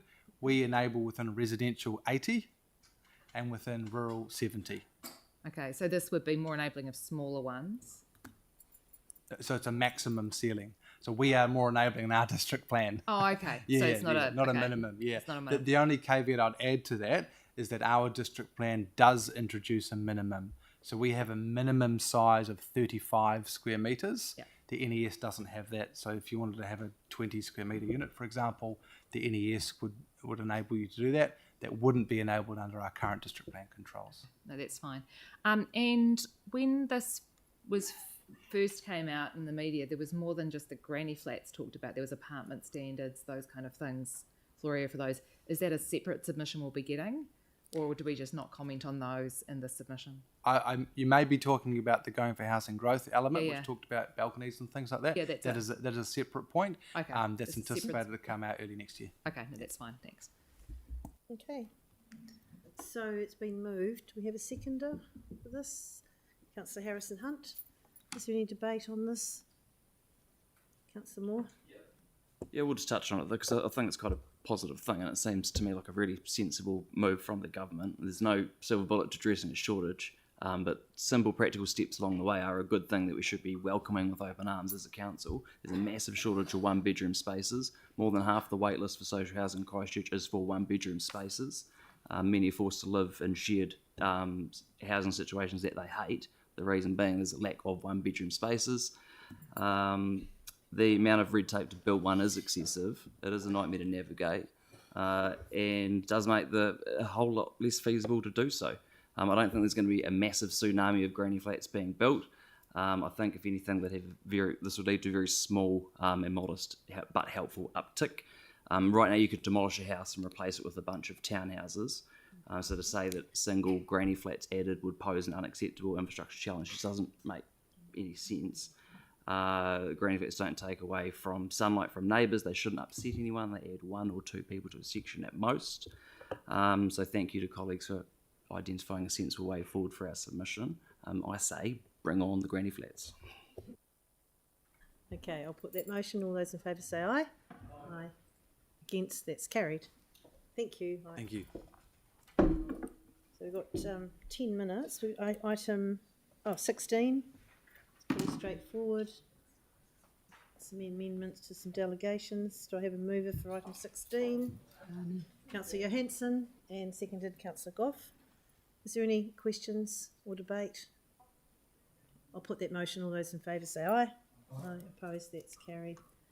And now we have a notice of motion, item 17, which is basically a noting notice of motion, which is interesting and novel. So I'll invite Councillor Harrison Hunt to introduce this to us in the most harmless way possible. Yeah, it's very simple.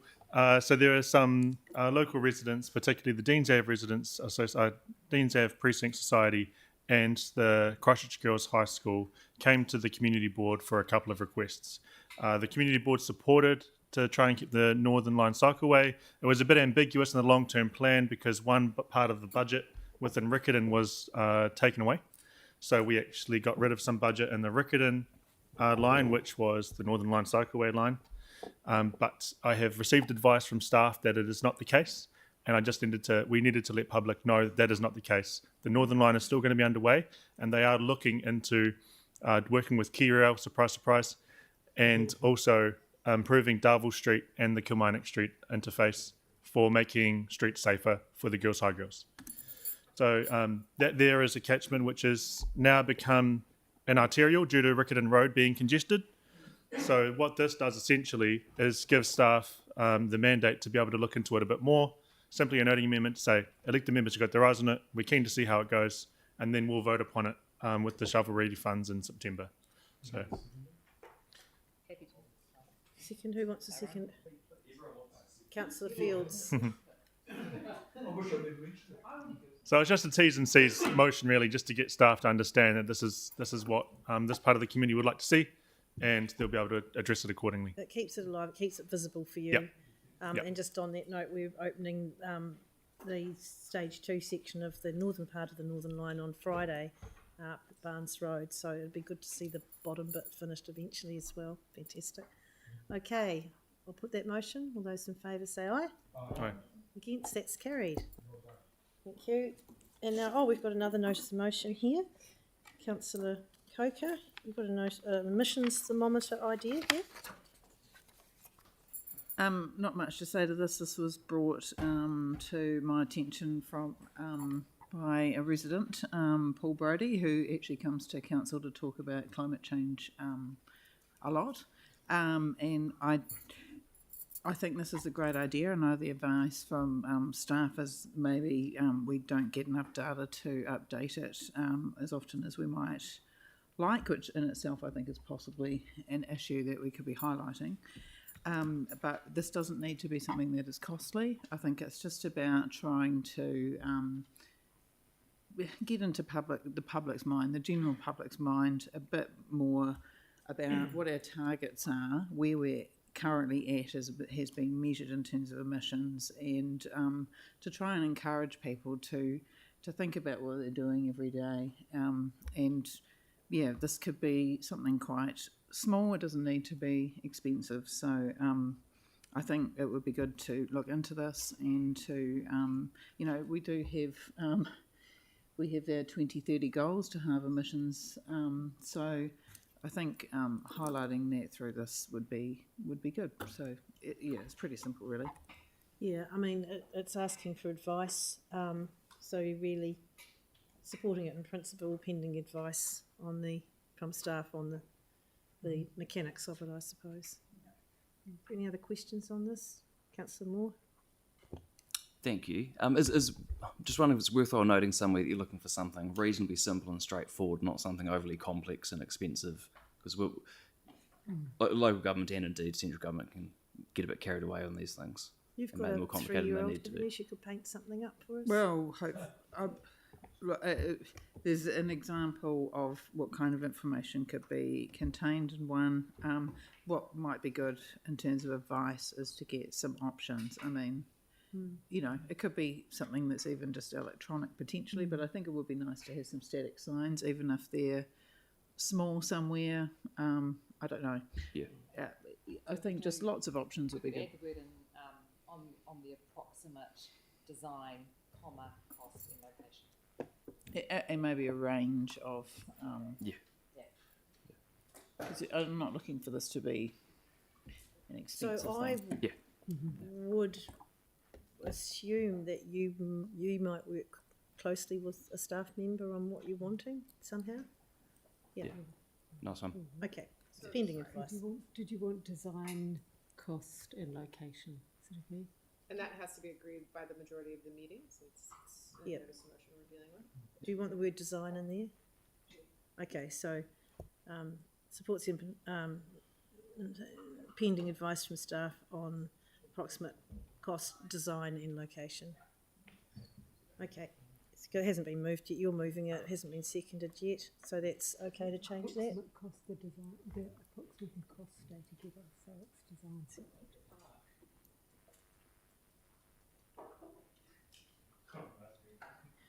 Yep, thank you. All right, do you have a seconder for that? Oh, there's a whole pile of them. Who do you want to second it? Councillor Donovan? Councillor Donovan? Councillor Fields, you got the last one, so I think you've got to share. All right, is there any debate, any discussion on this? Councillor Johansson? Yeah, thank you. Thank you to the council for bringing it to our attention. I'm really supportive of this. This is something that I did raise almost a decade ago as well, when we were looking at our climate smart strategy. And I think the idea of having a climate clock is really important. I think the idea of the concept of having an ability for people also locally to be able to see what impact their actions are having on our emissions and being measured publicly is a really important tool in just creating that awareness. So I'm really open to what this may look like, but I just wanted to acknowledge that it's been brought back to us today, and I'm very supportive of it. I think it will be a really good thing to have as a city. Thank you. Councillor Fields? Yes, it's a great initiative by Councillor Coker, and I'm absolutely supportive of it. You know, they say what isn't measured isn't managed, and we're measuring something, and I think it's really important to be able to, create that visually for our citizens who may not necessarily have the idea of emissions front of mind. Who knows? We might even see people competing to turn their SUVs into Teslas, and and it's our very own version of the doomsday clock. So I'm absolutely supportive of that and a good initiative. And it doesn't need to be high tech either. You can do things like this quite simply. Yeah, cheers. Thank you. All right, I'll put that motion. All those in favour say aye. Aye. Opposed? That's carried. So on the supplementary agenda, we do have one more notice of motion. We've only got 3 minutes before lunch. What do you think? I can do this pretty quickly, if you'd like me to. Have a go. All right, we'll open it up. Councillor Donovan, would you like to introduce your notice of motion in the supplementary report? Sure, this is another very straightforward notice of motion. As you can see, it's really just about reporting back on the implementation of the biodiversity strategy, and this aligns well with some of the other work that's currently underway with Environment Canterbury is looking at the Canterbury biodiversity strategy, so this is just making sure that we're aligned with that work. And it is very sort of outcome focused, so it'll be just about pulling together information, reporting back to council. And we heard through the long-term plan that there's a huge amount of focus on the natural environment, biodiversity, and this is about just providing clearer lines of sight to us as governors about what was actually happening on the ground. Okay, thank you. And noting that it's requesting staff to prepare a status report and come back, and so we'll revisit this, but it's just starting off a piece of work. So a seconder would be Councillor Coker. Is there any questions for Councillor Donovan on this one, or any debate? I'd just like to say thank you for bringing it. I'll put the motion. All those in favour say aye. Aye. Opposed? That's carried. Okay, so we've actually got 2 minutes before lunch. Anyone know any jokes? No. Okay, I'll tell you what. I would like to move that we go into PX, because we'll go into PX when we return from lunch at 2 o'clock. Seconded by Councillor Scandra. All those in favour say aye. Aye. Opposed? That's carried. So reconvene at